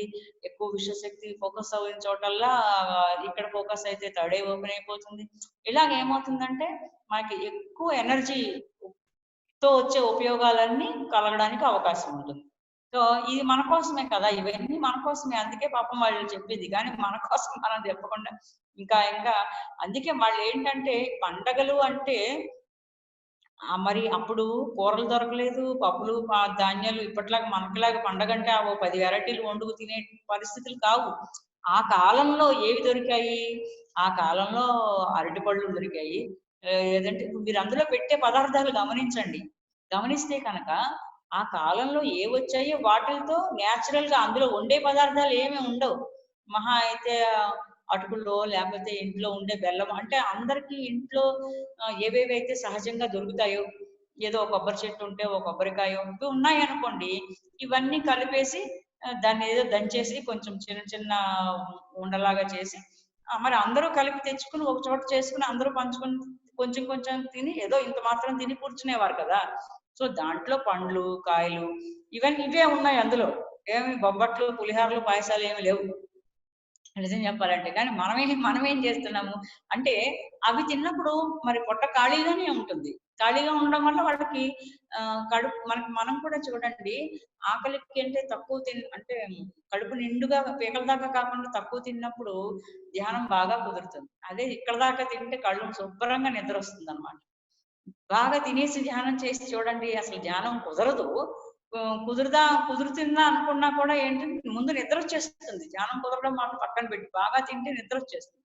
సో అందుకని ఏంటంటే మనం గమనిస్తే కనుక వాళ్ళు పండ్లు కాయలు ఏవో ఇట్లాంటివే తినేసి అవేమో ఎక్కువేం తినేస్తారు. ఎంత తినేసినా ఈజీగా డైజెస్ట్ అయిపోయేవి. మనలా వండుకున్న పదార్థాలు కావు కదా, రకరకాల వెరైటీస్ కావు కదా. సో అందుకని ఏంటంటే అప్పుడు కూర్చుని వాళ్ళు అందరూ ధ్యానం చేసుకుని రాత్రి అంతా హాయిగా ధ్యానం చేయగలిగేవారు. వాళ్ళకి ఎందుకంటే అప్పుడేం దొరకవు, అప్పుడున్న పదార్థాలు అవే ఆ పళ్ళు కాయలే, అంతకంటే ఏమి ఉండవు. సో అవి తినడం వల్ల ఏమయ్యేదంటే రాత్రి అంతా హాయిగా ధ్యానం చేసేవాళ్ళు, చక్కగా కుదిరేది. అపారమైన విశ్వశక్తిని లోపలికి తీసుకునేవారు. అంతటి విశ్వశక్తిని లోపలికి తీసుకున్నాక విపరీతమైన వర్షాలు పడిపోయాయి, ఏ పంటలు పండవు. పండనప్పుడు ఆకలికి చచ్చిపోరా. పంటలు సరిగ్గా లేకపోతే ఒక్కొక్కసారి ప్రకృతి వైపరీత్యాలు ఎలా అతివృష్టి కొన్నాళ్ళు ఉంటుంది, అనావృష్టి ఒక్కోసారి ఉంటుంది. రెండు ప్రమాదమే.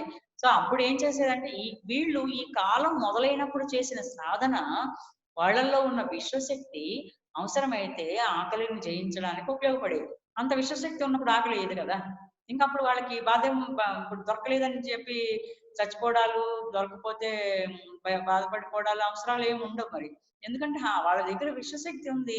దాంతో దేన్నైనా ఈజీగా దాటేస్తారు. ఆకలైనా తక్కువ తినడానికైనా వాళ్ళు సిద్ధపడే పూర్తిగా దొరకకపోయినా హాయిగా ముందరంతా చేసిన రోజులు రాత్రులంతా చేసిన సాధన ఉంది కాబట్టి ఇంకా అంత ఆకలి ప్రాబ్లం కూడా ఉండేది కాదు. అంటే ప్రకృతి సహజంగా ప్రకృతి ఎప్పుడు ఏది ఇస్తే దాన్ని తీసుకుంటూ ఆ రోజున ఎలా ఉండాలో అలాగే ఉంటూ రేపటి కోసం అక్కడ పెద్దగా నిలవ పెట్టుకున్నవి, సంవత్సరానికి సరిపడా కొనిపెట్టుకున్నవి, ఓ నెల రోజులకు సరిపడా ఇప్పుడు కరోనాకి లాక్డౌన్ పెట్టారంటే మన అందరూ ఏం చేశారు, షాపుల మీద పడి ఓ నెల రోజులకు సరిపడా అన్ని కొనేసుకొని ఇంట్లో పెట్టేసుకున్నారు. ఇప్పుడు ఇంట్లో కూర్చొని ఏమన్నా తక్కువ తింటున్నారా? అన్ని కొనుక్కుని అవసరానికంటే ముంచి ఎక్కువ ఇంట్లో పెట్టుకోవడం వల్ల ఇంకా 4 పూట్ల ఇంకా ఎక్కువ చేసుకుని తింటున్నారు. అంటే ఇంత తినడం వల్ల నీకు ఇప్పుడు ఏం ధ్యానం చెప్తే ఎక్కుతుంది? తినేసి టీవీ ముందు కూర్చోవడం తప్పించి చేసే మామూలు వాళ్ళు మనం కాదు. మామూలుగా చేసే పనే ఉంది. అంటే నిలవ పెట్టేసుకోవటం అనేది రోజు అప్పుడు లేదు అసలు. మహా ఉంటే ఆ సంవత్సరంలో ఉన్న ధాన్యం నిలవ పెట్టుకునేవారు.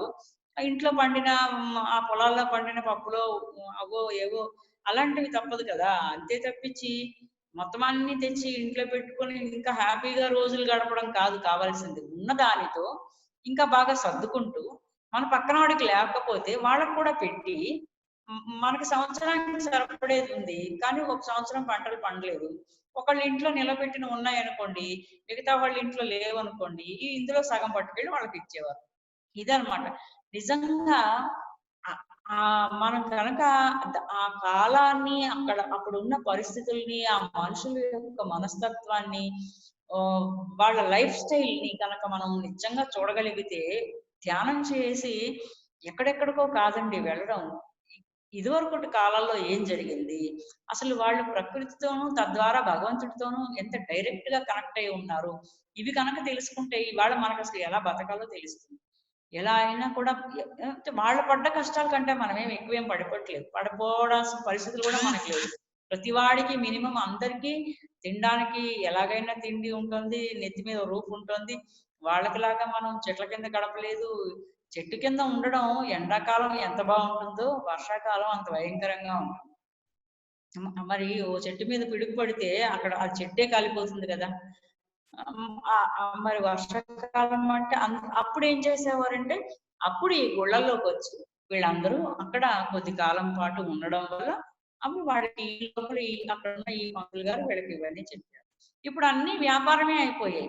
అప్పుడు అందుకని ఆ ఊరవతల ఆయనకి చేసిన చిన్న గుడి అన్న చిన్న ఏర్పాటు వచ్చిపోయే మనుషుల కోసం మంచి చెప్పడం కోసం ఆయన అంటే ఆయన ఒకసారి ఏం చెప్పారంటేనండి, పురోహితుడు అంటే పౌరోహిత్యం ఏదైతే చేస్తుంది ఇవాళ అది బిజినెస్ అయిపోయింది. ఈ బిజినెస్ అయిపోయి ఎలా వేలు సంపాదించాలి అనే కానీ అసలు అందులో ఉండాల్సింది ఏంటంటేట వాళ్ళకి అన్ని శాస్త్రాల పట్ల అవగాహన ఉండాలి. రెండోది ఏంటంటే తన జీవితము తన కోసం కాదు. అంటే ఇంక అక్కడ సంపాదించుకోవటము, బిజినెస్ చేయటము, వేళ్ళు లక్షలు కాదండి. ఒక బ్రాహ్మడు ఎప్పుడు ఏంటంటే వైద్య వేదం చదువుకున్నాడు అంటే అర్థం ఏంటంటే తన జీవితం తన కోసం కాదు, తన జీవితం పరుల కోసం త్యాగం చేయబడింది అనేది అర్థం అన్నమాట. సో అందుకని ఒక పంతులు గారు అంటే మరి అప్పట్లో ఎందుకు అంత గౌరవం ఉండేది, వాళ్ళ పట్ల ఎంత భక్తి, ఎంత గౌరవ మర్యాదలు ఎందుకు ఉండేవి అంటే వాళ్ళు తనదన్న స్వార్థం చూసుకునే వాళ్ళు కాదు, చూసుకోకూడదు, శాస్త్రంలో అది లేదు. తనదన్న స్వార్థం చూసుకోకుండా 10 మంది మంచి కోసం తన ఐహిక సుఖాలను కూడా త్యాగం చేసి వీళ్ళ మంచి కోసమే వీళ్ళకు మంచి చెప్పడం కోసమే తన జ్ఞానాన్నంతా ఉపయోగించేవాడు కాబట్టే ఆయన బాగోగులన్నీ జనాలు చూసుకునేవారు. ఆయన పంతులు గారింటికి పట్టుకెళ్ళి పాలు ఇచ్చొచ్చి, నెయ్యి ఇచ్చొచ్చి, ఎవరింట్లో ఏ కాయ, ఏ కూర, ఏ ధాన్యమో, ఏ పప్పు, ఏ ఉప్పు ఏది పండితే అదల్లా పట్టుకెళ్ళి ఆయనకి ఇచ్చొచ్చేవారు. అందుకే ఆవు దానాలు, గోదానాలు, భూదానాలు ఇవన్నీ దానాలు ఎందుకు వచ్చాయి అంటే పాపం ఆయనకి పిల్లలు ఉంటారు, వాళ్ళు కూడా బతకాలి కాబట్టి మరి వాళ్ళు ఒక్కడు ఉండరు, ఆయనకి భార్య ఉంటుంది, ఆయనకి పిల్లలు ఉంటారు. వాళ్ళ కోసం ఏం చేసేవారంటే ఒక ఆవును పట్టుకెళ్ళి దానం రూపంగా ఇచ్చేవారు. ఒక భూమిని భూదానంగా ఇచ్చితే కొంత అందుకే గుడి మాన్యాలు కూడా అందుకే వచ్చాయండి. భగవంతుడు ఏమన్నా ఇవన్నీ ఆయన ఏమన్నా తిన్నాడేంటి? ఎకరాల గుడి మాన్యాలు ఏం లేవు అప్పుడు. ఎందుకంటే అక్కడ ఉన్న ఆ ఫ్యామిలీ బతకడం కోసం, అంటే ఎక్కడో ఊళ్ళో ఉన్నవాడు ఇక్కడ ఈయన అవసరానికి ఆ పూటకి రావచ్చు, రాకపోవచ్చు. ఇంట్లో ఈయన చంటి పిల్లలు తిండి లేక పాలు లేక ఏడ్చి చచ్చిపోవచ్చు. అందుకని ఏం చేసేవారంటే మాక్సిమం అన్ని వాళ్ళు ఏర్పాటు చేసేవారు. ఏర్పాటు చేయలేని వాటికి ముందు అర్జెంటుగా పిల్లలు ఉంటే పాలు తిండి కావాలి కాబట్టి, ఆహారం కావాలి కాబట్టి ఓ ఆవుని దానంగా ఇచ్చేవారు. కొంత భాగంలో ఓ భూమిని ఇచ్చేవారు. ఆ భూమిలో తనకు కావాల్సిన ఏదైనా మొక్కలు వేసుకుని పండించుకోవడానికి వాళ్ళకి మినిమం అవసరాలు తీరడం కోసం ఏర్పాటు చేసేవారు.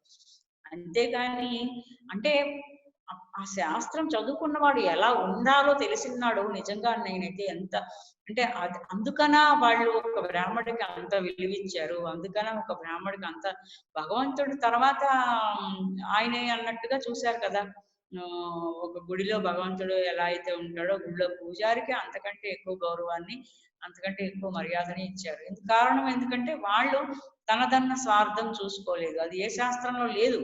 సో స్వార్థం లేదు, లోక కళ్యాణం కోసం, పరుల హితం కోసం తను అక్కడ కూర్చుని తన జీవితాన్ని అంతటినీ కూడా వాళ్ళ కోసం త్యాగం చేశాడు. కాబట్టి ఇంక అందులో తను కోట్లు గడించాలి, ఇల్లు కట్టుకోవాలి, కార్లు తిరగాలి ఇవేమీ లేవు అసలు. అవన్నీ శాస్త్రంలో ఉండలేదు, ఇప్పుడు వచ్చాయి అన్నమాట. కాబట్టి ఇప్పుడు గౌరవ మర్యాదలు లేకుండా పోయాయి. అది కూడా ఒక వృత్తి.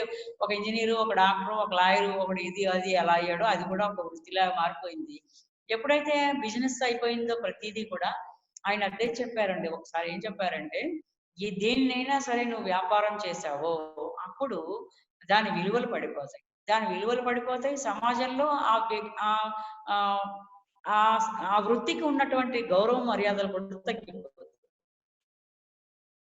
ఎందుకంటే నువ్వు వ్యాపారం చేసావు, ఇంకా డిమాండ్ చేసి ఇంత డబ్బులు తీసుకుంటున్నప్పుడు అప్పుడు మన గౌరవ మర్యాదలు ఇంకెలా ఉంటాయి? ఇప్పుడు ఇదివరకు ఏంటంటే అసలు ఏమీ తీసుకోకపోయినా పాపం ఆ దారమ్మట వెళ్తూ ఊరవతల ఉన్న ఆ గుడిలో ఏంటంటే ఇది కూడా నేను ఒకసారి చూశాను. ఏంటంటే ఒక ఊరి నుంచి ఒక ఊరికి నడిచి వెళ్ళేవాళ్ళు. నడిచి వెళ్ళేటప్పుడు ఏం జరిగేదంటే రాత్రి అయ్యేటప్పటికి సపోజ్ చీకటి పడే టైంకి ఎక్కడ ఉంటే అక్కడ ఆగిపోయేవారు. ఊరి పొలిమేరల్లో ఆగిపోయి మళ్ళీ పొద్దున్నే ప్రయాణం మొదలు పెట్టేవారు. సో ఆ ఊరి పొలిమేరలో ఆ గుడి ఉండడం వల్ల ఆ పక్కన ఏది ఉంటే మరి అడవులు అన్ని ఆడవాళ్ళని తీసుకుని, పిల్లల్ని తీసుకుని, పెద్దవాళ్ళని తీసుకుని, పశువులు, మేకలు, గొడ్లు వీటన్నిటిని తీసుకుని ఎక్కడ పడితే అక్కడ ఉండలేరు కదా. క్రూర మృగాలు ఉంటాయి, పావులు, పురుగులు ఉంటాయి కదా. సో అందుకని ఏంటంటే ఆ పక్కన ఉన్న గుడిలోకి వీళ్ళందరినీ తీసుకుని వీళ్ళు వెళ్తే ఆయన కూడా వీళ్ళందరికీ ఆతిథ్యం ఇచ్చి రాత్రి అప్పటికప్పుడు ఆయన దగ్గర ఉన్న ఆవో, పాలో, కూరో, నారో, పండో ఏది ఉంటే అది పెట్టి వాళ్ళందరికీ మరి ఎక్కడి నుంచో నడుచుకుంటూ వస్తున్నారు. వాళ్ళ దగ్గర ఉన్నాయి, తెచ్చుకున్నవి అయిపోతాయి కూడా కదా. అయిపోతే మళ్ళీ తిరిగి పొద్దున్నే ప్రయాణం మొదలు పెట్టాలి వాళ్ళకి. అందుకని ఆ రాత్రి వాళ్ళకి షెల్టర్ ఇచ్చి వాళ్ళ దగ్గర ఉన్నది ఏదో పెట్టి ఆ ప్రయాణంలో వాళ్ళకి ఎందుకంటే ఎంత నాలెడ్జ్ ఉండేది అంటే ఒక బ్రాహ్మడికి తన ముందు జరిగిన ప్రయాణంలో అంటే జరిగిన దారి అంతా నడిచి వచ్చినప్పుడు వాళ్ళకి ఆ భౌగోళిక పరిస్థితుల మీద కూడా పూర్తి అవగాహన అనమాట. అక్కడక్కడ ఏమేమి దొరుకుతాయి, ఇక ముందు మీరు ఏ ఊరు వెళ్ళాలి, ఆ దారిలో ఏ మృగాలు ఉంటాయి, ఎలాంటి అడవులు ఉంటాయి, అక్కడ తినడానికి ఏమన్నా దొరుకుతాయా దొరకవా, దారిలో ఏమన్నా ఉంటాయో ఉండవా, ఇవన్నిటికీ గురించిన అవగాహన ఆయనకు ఉండేది. ఆ దారిలో కొత్తగా ప్రయాణం చేస్తున్న వాడికి అమ్మా నువ్వు ఏ ఊరు వెళ్తావు అంటే ఆ ఊరు పలానా ఊరు వెళ్ళాలండి అంటే అక్కడికి వెళ్ళడానికి నీకు ఇన్ని గంటలు టైం పడుతుంది కాబట్టి ఇదిగో పొద్దున్నే కొంచెం ఇది ఏదో కట్టిస్తాను దీన్ని పట్టుకుని వెళ్ళు. పైగా ఆ దారిలో పలానా చెట్లు ఉంటాయి, ఆ దారిలో పలానా, ఎందుకంటే దారిలో వెళ్ళేటప్పుడు ఆకలిస్తే ఆహారం కావాలి. రెండోది ఏంటంటే ఏ కాల్లో ముళ్ళు గుచ్చుకున్నా, ఏ పశువుకైనా ఏదైనా అనారోగ్యం చేసినా, ఏ పురుగో పుట్రో ఏదైనా కుట్టినా ఎన్నో ఉంటాయి కదా. ఏదో అనారోగ్యం శరీరానికి సడన్ గా రావచ్చు.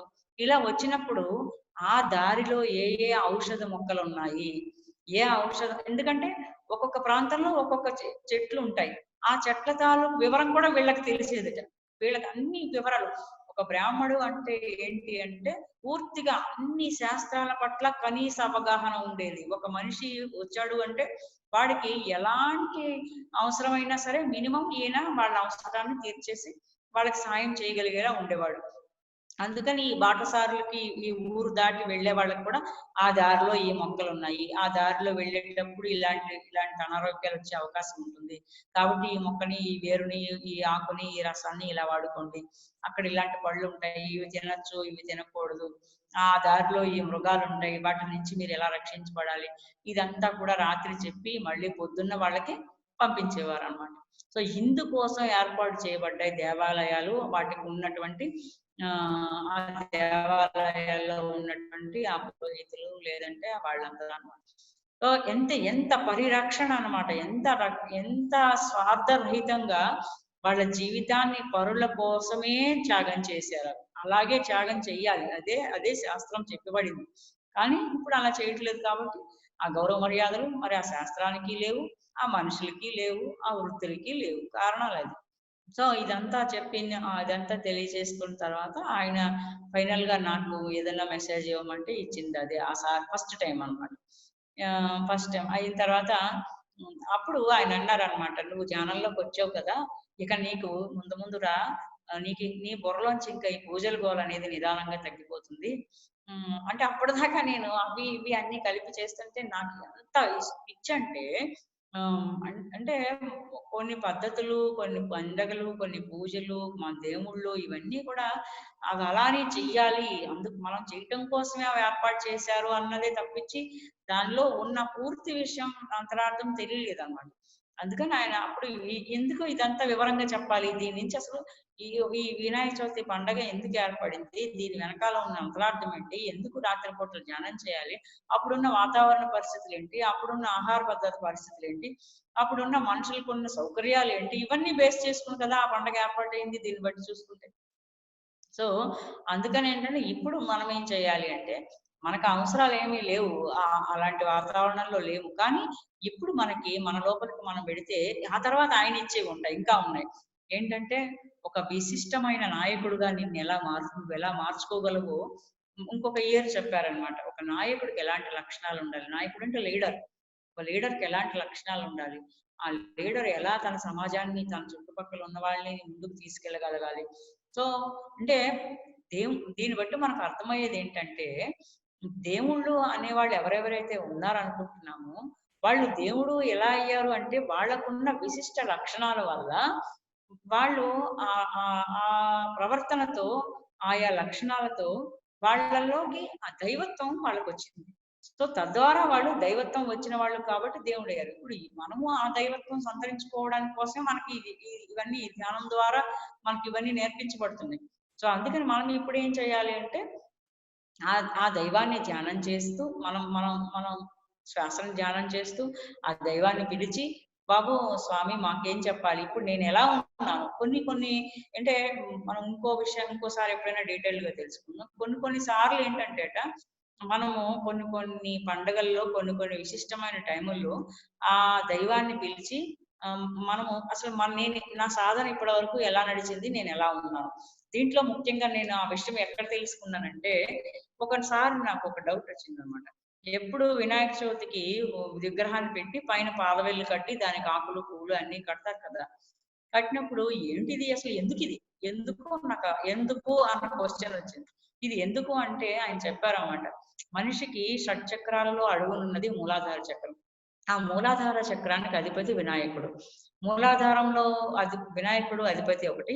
రెండోది ఏంటంటే మూలాధారంలో ఉన్న మనిషి తన ప్రాపంచిక జీవితంతోనూ తన ఈ భూమితోనూ కనెక్ట్ చేయబడి ఉంటాడు.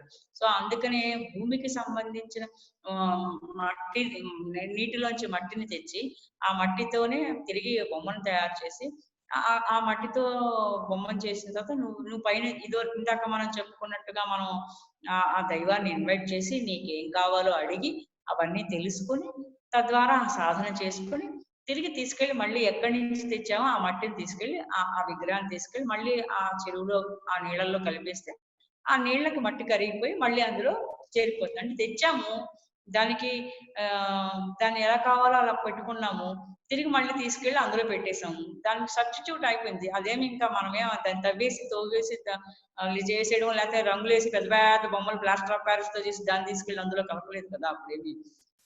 సో అదొకటి అన్నమాట. రెండోది ఏంటంటే పాలవెల్లి పైన ఉంటుంది, కింద వినాయకుడు ఉంటాడు. మూలాధారానికి అధిపతి వినాయకుడు. నీ మూలాధారంలో ఉన్న కుండలిని శక్తి సాధన ద్వారా సహస్రారానికి చేరినప్పుడు, సహస్రారానికి ఎప్పుడైతే చేరుతుందో అప్పుడు ఫలాల వెల్లులా వస్తాయి. పాల వెల్లి అంటే ఫలాలతో కూడిన ఫలాలనుగా వెల్లువలా ఇచ్చేది పాలవెల్లి అని అర్థం. అది చెప్పేదాకా కూడా నాకు అసలు అంత ఐడియా ఎప్పుడు లేదు. ఎందుకు కడతారు అన్న క్వశ్చన్ మాత్రం ఉంది. ఆ క్వశ్చన్ కి ఆయన ఇచ్చిన ఆన్సర్ ఏంటంటే, నీ మూలాధారంలో ఉన్న కుండలిని శక్తి ధ్యాన సాధన ద్వారా సహస్రారాన్ని చేరినప్పుడు, అప్పుడు సహస్రారానికి కుండలిని శక్తి చేరినప్పుడు వచ్చే ఫలితాలన్నీ కూడా ఫలాలు. ఫలం అంటే ఏంటంటే ఫలితమే ఫలంగా చూపించారనమాట. సో ఫలాలు వెల్లువుగా, ఫలాలై వెల్లువులా నీ మీద వర్షిస్తాయి అని తెలియజేయడం కోసం పాలవెల్లిని పైన పెట్టారు, వినాయకుడికి కింద పెట్టారు. ఇది ఎందుకంటే ఈ మూలాధారానికి అధిపతి కాబట్టి మూలాధారంలో ఉన్న నీ కుండలిని శక్తి ధ్యాన సాధన ద్వారా సహస్రారాన్ని చేరితే ఫలితాలు, సహస్రారానికి చేరిన కుండలిని శక్తి సహస్రారాంబుజాలు కూడా సుధాసార వివర్షిని, మనం అక్కడ కూడా చదువుకున్నాం లలిత సహస్రనామాల్లో కూడా. అంటే ఎప్పుడైతే నీ మూలాధారంలో ఉన్న కుండలిని శక్తి సహస్రారాన్ని చేరుతుందో అప్పుడు సుధలను వర్షిస్తుంది. అంటే సుధ అంటే అమృతం అని కదా, అమృతాన్ని వర్షిస్తుంది అని అర్థం అనమాట. సో అలానే అమృతాన్ని వర్షించడం అంటే అర్థం ఏంటంటే, ఎవరైతే సహస్రారానికి చేరారో వాళ్ళు ఇక లోక కళ్యాణానికి వినియోగించబడతారు. ఇంకా నేను నాది అన్న స్వార్థం లేదు కదా. అక్కడ సహస్రారానికి చేరి దైవంగా రూపుదిద్దుకున్నారు కాబట్టి వాళ్ళ ద్వారా జరగబడేది లోక కళ్యాణమే. అంటే అప్పుడు వాళ్ళ ద్వారా జరగబడే లోక కళ్యాణం కూడా ఒక మంచి పనులు అయితే, అందుకనే మనం ఏంటంటే పళ్ళన్నీ పలవెల్లి కట్టడము, రకరకాల పళ్ళు కట్టడము, ఆ కాలంలో దొరికిన పూలు కట్టడం, ఇట్లా అందంగా అలంకరించారు. ఎట్లా పడితే అట్లా కాదు, దాన్ని అందంగా అలంకరించడానికి వెనకాల ఉన్న సిగ్నిఫికెన్స్ ఏంటంటే, నీ మూలాధారంలో ఉన్న కుండలిని శక్తి నీ సాధన ద్వారా సహస్రారాన్ని చేరినప్పుడు ఫలాలన్నీ వెల్లువలా ప్రవహిస్తాయి నీ కోసం, నీ ఏపు అదే పాలవెల్లి. అందుకే దాన్ని నెత్తి మీద పెట్టి పైన పెట్టి చూపించాము అని అర్థం అని చెప్పారు. సో అది అంటే ప్రతి దానిలోనూ అంతరార్థం ఉంది.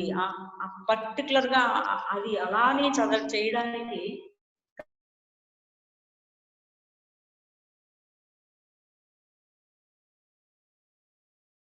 కారణం వాడికి ఆ ఫలాలన్నీ కూడా ఫలితాలన్నీ కూడా వెలుగులా వచ్చేవి అన్నమాట.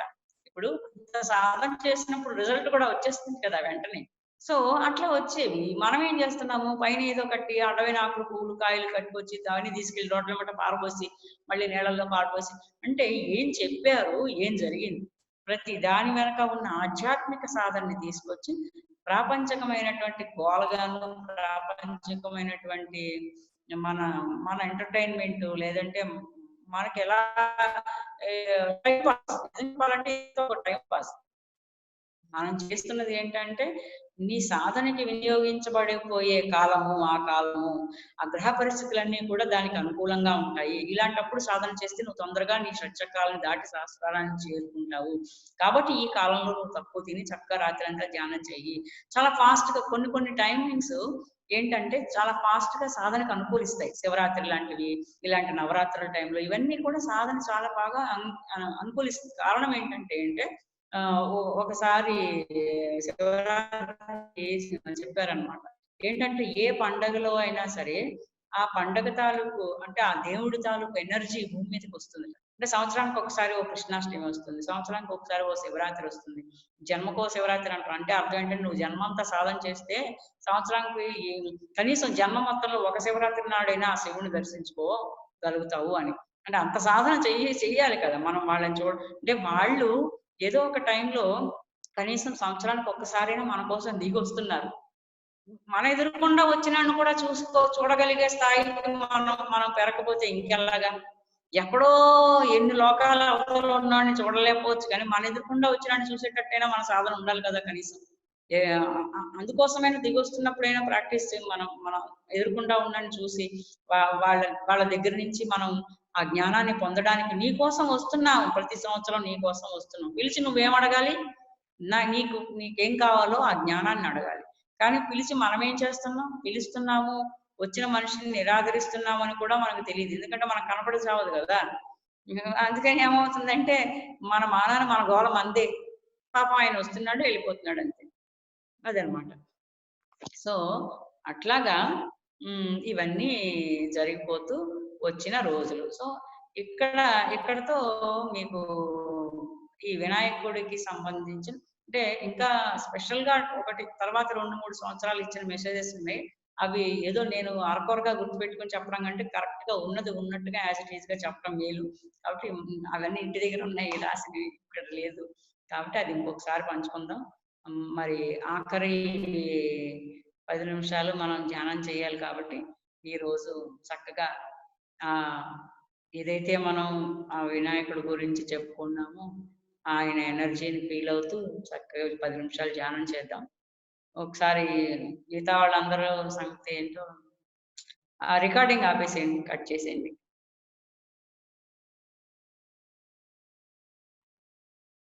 ధ్యానం రికార్డింగ్ వద్దండి, ధ్యానం చేసే రికార్డింగ్ వద్దా? ధ్యానమా అవసరం లేదా? సరే ఓకే. కళ్ళు మూసుకుందాం, వేళల్లో వేలు పెట్టుకుందాం, కాళ్ళు 2 క్రాస్ చేసుకుందాం. చిన్న డౌట్ మేడం. కళ్ళజోడు ఎందుకు తీసేయమంటారు మేడం? ఏంటండి కళ్ళజోడు ఎందుకు తీసేయమంటారా? ఎందుకంటే కళ్ళజోడు అనేది ఒక ఫారిన్ బాడీ లాంటిది కాబట్టి మన లోపలికి వచ్చే విషశక్తి కళ్ళకి ఎక్కువ అవసరం. కళ్ళుకి విషశక్తి ఎక్కువ అవసరం కాబట్టి చేతులు కూడా కళ్ళకి పెట్టుకోమనడానికి కారణం. అంటే ఈ కళ్ళజోడు అనేది ఆ ఎనర్జీని బ్రేక్ చేస్తుంది. అందుకోసం కళ్ళజోడు తీసేయాలి. Okay madam, thank you madam. Thank you.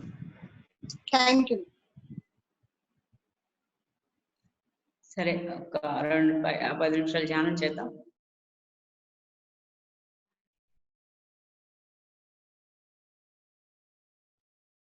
హాయిగా కళ్ళు. రోజుకి చాలా అద్భుతాలు జరుగుతున్నాయి.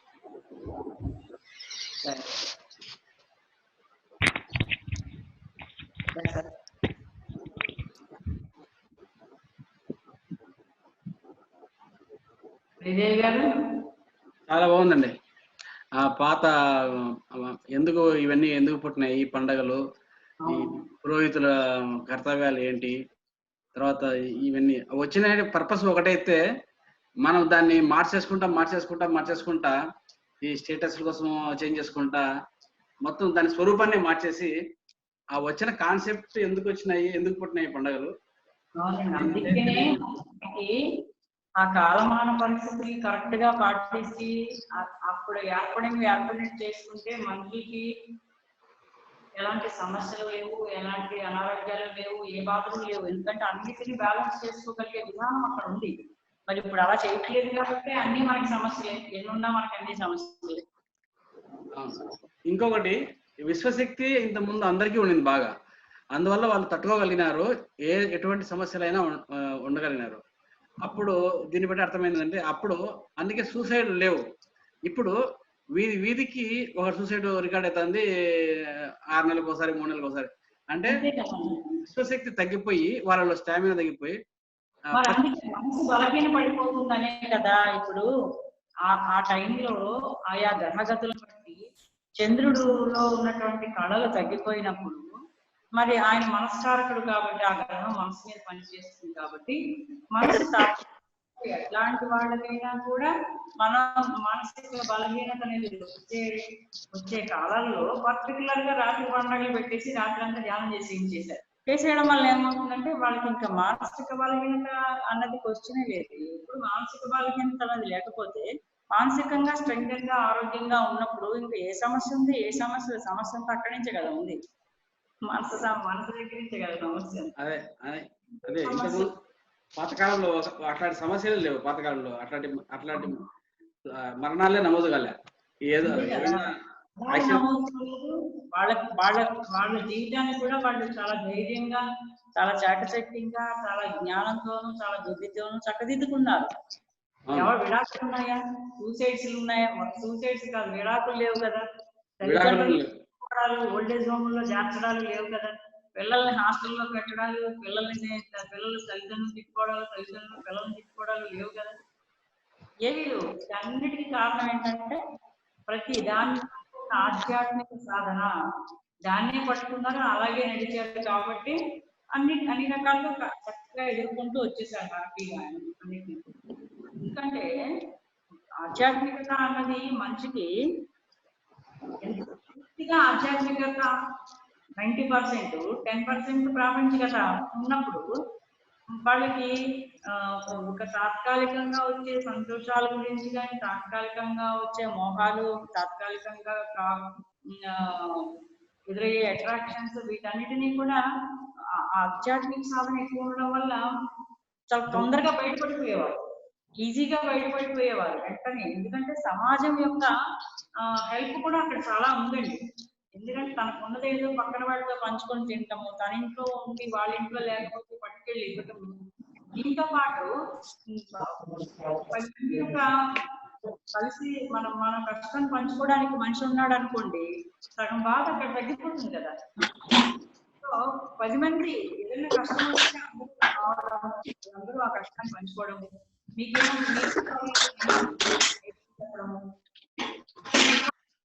దాటేయడము. కాబట్టి మంచి చెడులు, మరణాలు, అవాంఛనీయమైన పరిస్థితులు అప్పుడు ఉన్నాయి. ఇంకా చెప్పాలంటే మనకంటే వాళ్ళకే ఎక్కువ. ఎందుకంటే ఒక్కొక్కసారి పంటలు కొట్టుకుపోయి, ఒక్కొక్కసారి ఇంకేమైనా జరిగిపోయి, ఒక్కొక్కసారి ఒక పక్క మనిషితో కాంటాక్ట్ చేయడానికి కూడా మనలాగా ఇప్పుడు ఇలాంటి పరిస్థితుల్లో ఇంట్లో ఉండి కూడా ప్రపంచం అందరం కలిసి మాట్లాడుకుంటున్నాం. కానీ వాళ్ళకి అలా లేదు కదా. రాత్రిపూట ఎవడో అన్న సహాయానికి వచ్చే పరిస్థితులు లేవు. అసలు నిజంగా దాన్ని మీరు చూస్తేనండి, ఒక్కసారి చూస్తే మనము ఎంత బాగున్నామో, లేదా మనకు ఇచ్చిన కాలాన్ని, మనకి ఇచ్చిన జన్మని ఎంత వృధా చేసుకుంటున్నామో మనకు అర్థం అవుతుంది. మేమందరం కూడా ఒకసారి ఆ కాలానికి వెళ్ళి చూడాలి, ధ్యానంలో వెళ్ళచ్చు, చూడండి, చూస్తాం.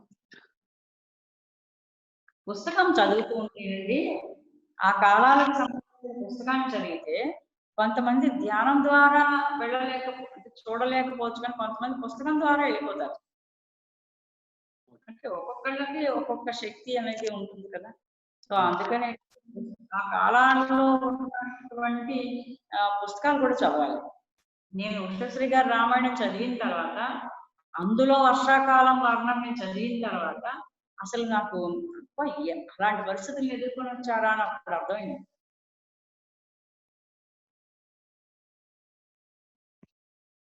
అది సంగతి. మళ్ళీ రేపు ఇంకో కొత్త అంశం ఏమంటున్నాం. మరి ఇప్పుడేంటి ఏమన్నా మాట్లాడుతున్నారా ఎవరన్నా? ఒకరు మాట్లాడుతున్నారు.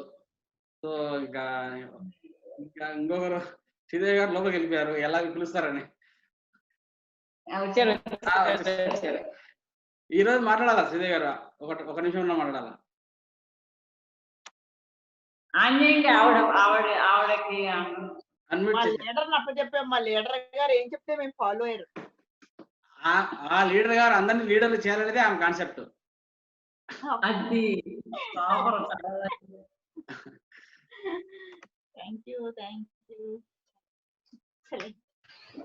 Hello madam.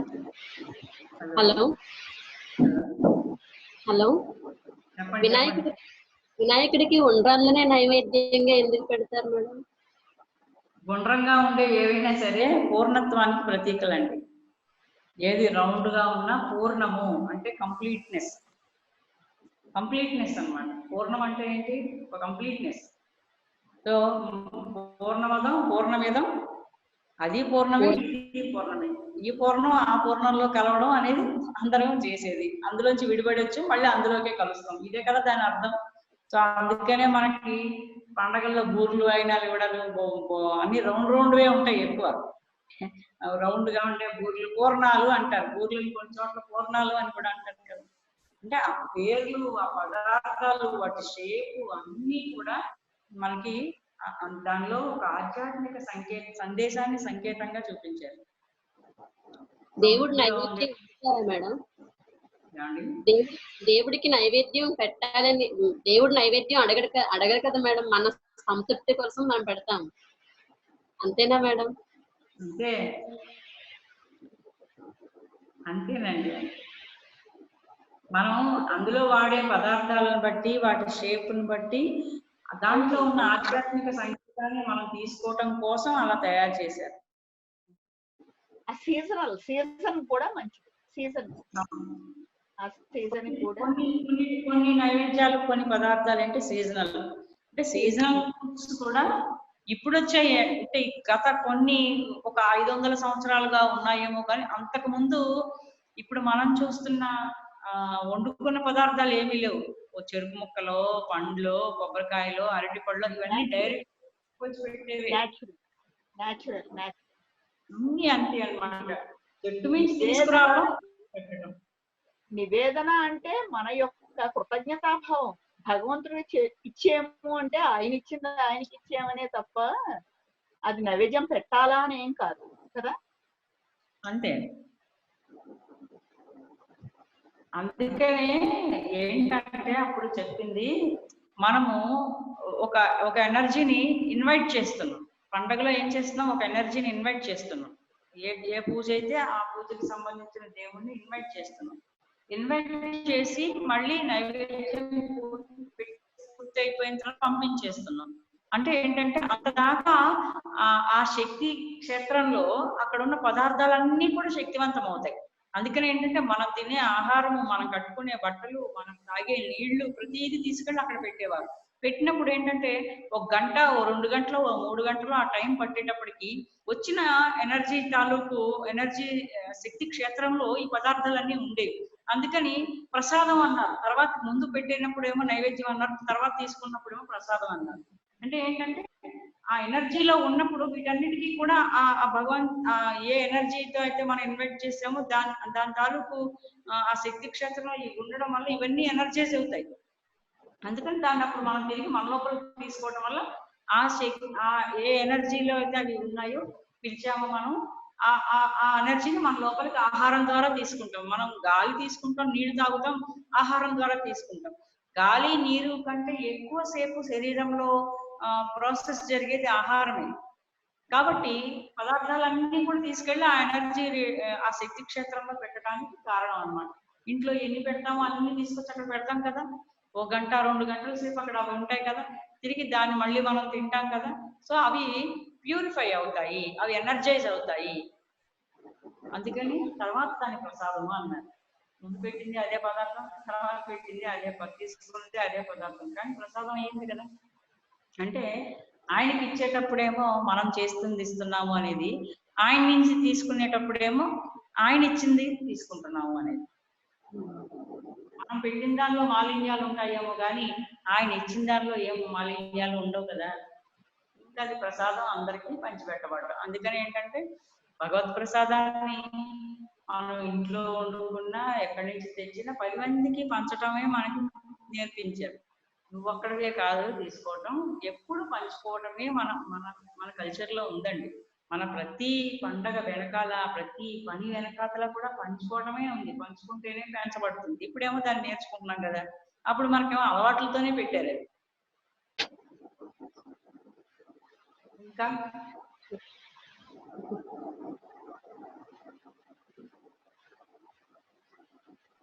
ఇందాక ఒక బుక్ పేరు చెప్పు, ఉషశ్రీ రామాయణమా మేడం? ఉషశ్రీ గారు రాసిన రామాయణం. ఉషశ్రీ ఆయన రాసిన రామాయణం.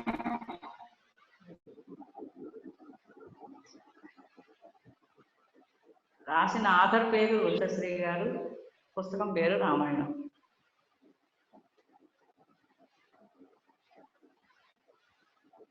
ఇంకా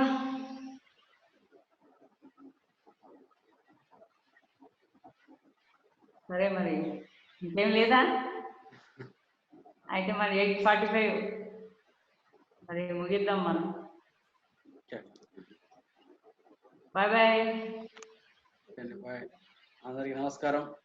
నమస్కారం. ముఖ్యంగా మీకు మరి మరి ఎంత గొప్ప కాలక్షేపం, మంచి అవకాశాన్ని కాలక్షేపాన్ని ఇచ్చారు. బయటికి తెచ్చే అవకాశం ఇచ్చారు.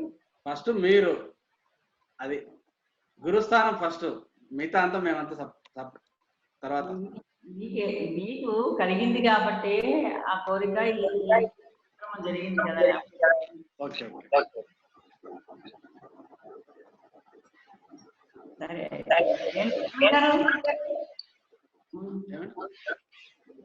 రత్నం గారు ఉందామా?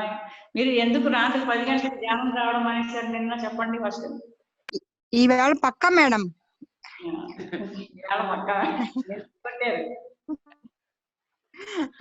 మేడం ఆ అమ్మాయి అనుభవాలు చెప్పింది కదా మేడం, అది కొంచెం మిస్ అయ్యాను నేను. ఒక్కసారి రామరెడ్డి గారి కనెక్షన్ ఇస్తారా ఆ అమ్మాయికి? ఎవరికండి? స్వప్న గారికి? అవునండి. సరే మాట్లాడుకోండి. ఎప్పుడు మేడం? నిన్న మిస్ అయ్యారా మేడం? నిన్న ఈ రోజు కూడా వాయిస్ అండి మీరు చెప్పి, అంటే విజువల్ వచ్చినాయి అన్నారు కదా, అదేంటి కనుక్కుందాం అని చెప్పి. నిన్న 2 రోజుల క్రితం మేడం, ఒక యోగి ఆత్మ కథ బుక్ చదువుతున్నాను మేడం నేను. అచ్చా ఓకే మేడం. ఓకే. అందులో 22 అధ్యాయం చదువుతున్నాను. అది చదివి పడుకున్నాను అనమాట. పడుకున్నాక నా బ్రెయిన్ లోంచి ఒక బుల్లెట్ దూరినట్టుగా ఒక ఫోకస్ వచ్చింది, ఒక ఎనర్జీ లాంటిది వచ్చి మళ్ళీ బ్రెయిన్ లోంచి ఒక వాయిస్ వినిపించింది. అది నేను ఒకేసారి భయపడిపోయాను ఏంటనేది.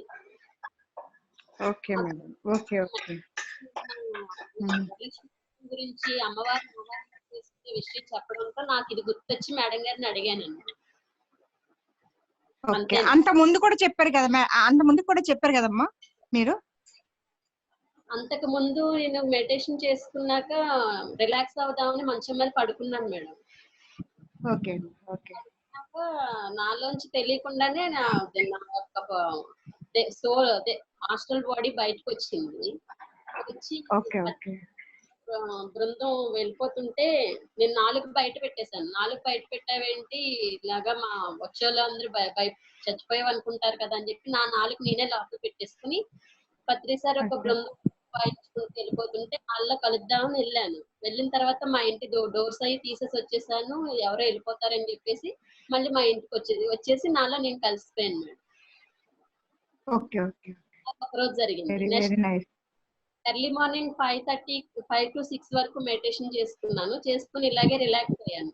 రిలాక్స్ అయిన తర్వాత నేను అది ఆ ఎనర్జీ ఎలా వెళ్ళిపోయిందంటే హాస్టల్ బాడీ కాళ్ళ ద్వారా హనుమంతుడు ఈ కాళ్ళు ఎగురుకుంటూ ఎలా వెళ్ళిపోతారో ఒక కాలు కింద ఒక కాలు పై సంజీవ పర్వతం ఎలాగైతే ఎక్కి మనం చూస్తాం కదండి పిక్చర్, ఆ విధంగా ఓకే ఓకే వెళ్ళిపోయి ఒక విలేజ్ అన్నమాట, పల్లెటూరు. ఆ పల్లెటూరులో ల్యాండ్ అయ్యి ఇంకా అక్కడ నాకు ఎదురుగా గోధుమ రంగు ఆవులు అన్నమాట, బ్రౌన్ కలర్ ఆవులు నాకు ఎదురుగా వస్తున్నాయి, పరిగెత్తుకుంటూ వస్తున్నాయి. నేను ఇలా చెయ్యి పెట్టి ఆపాను. ఆపిన తర్వాత నా దగ్గరికి ఏవో మాట్లాడుతుంది, కానీ అవి నాకు స్పష్టంగా అక్కడ కాసేపు అయిపోయిన తర్వాత మళ్ళీ నా బాడీలోకి నేను వచ్చేసాను, నాకు తెలిసిపోయింది. అలా 2 times జరిగింది మేడం.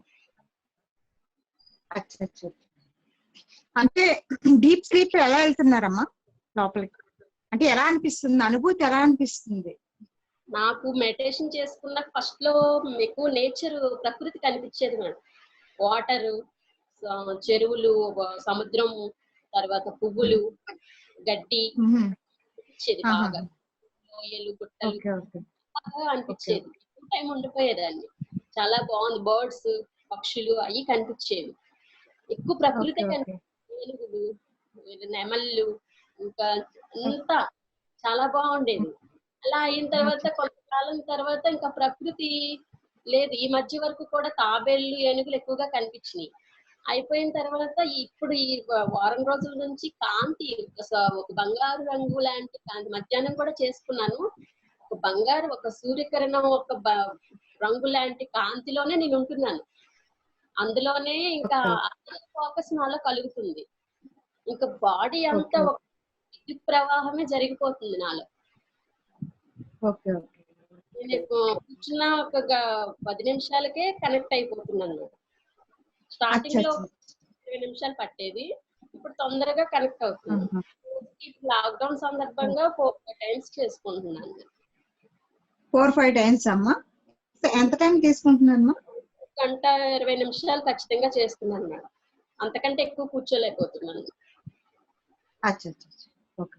అంటే మీరు 10 minutes ఆ 20 minutes అవ్వగానే డీప్ స్లీప్ లోకి వెళ్ళిపోతున్నారు. డీప్ లోకి బాగా చేతులు లాక్ అయిపోవడం, ఇంకా రావాలన్నా రాలేకపోవడం. ఇప్పుడు కూడా మేడం గా 10 minutes కదా మేడం చేయించాక ఇంకా నాకు బలవంతంగా నేను ఏమన్నా మాట్లాడాలని చెప్పేసి లేచాను అన్నమాట. బాగా కనెక్ట్ అయిపోయాను ఈ 10 నిమిషాలు కూడా.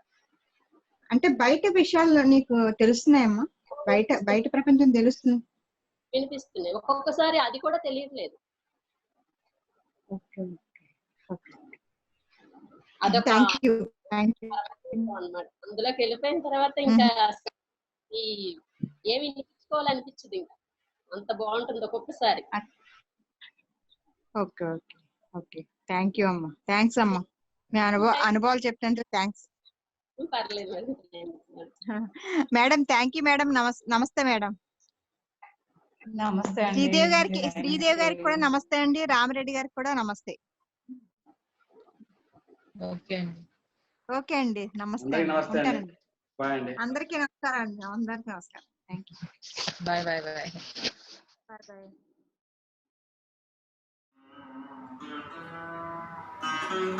బాయ్.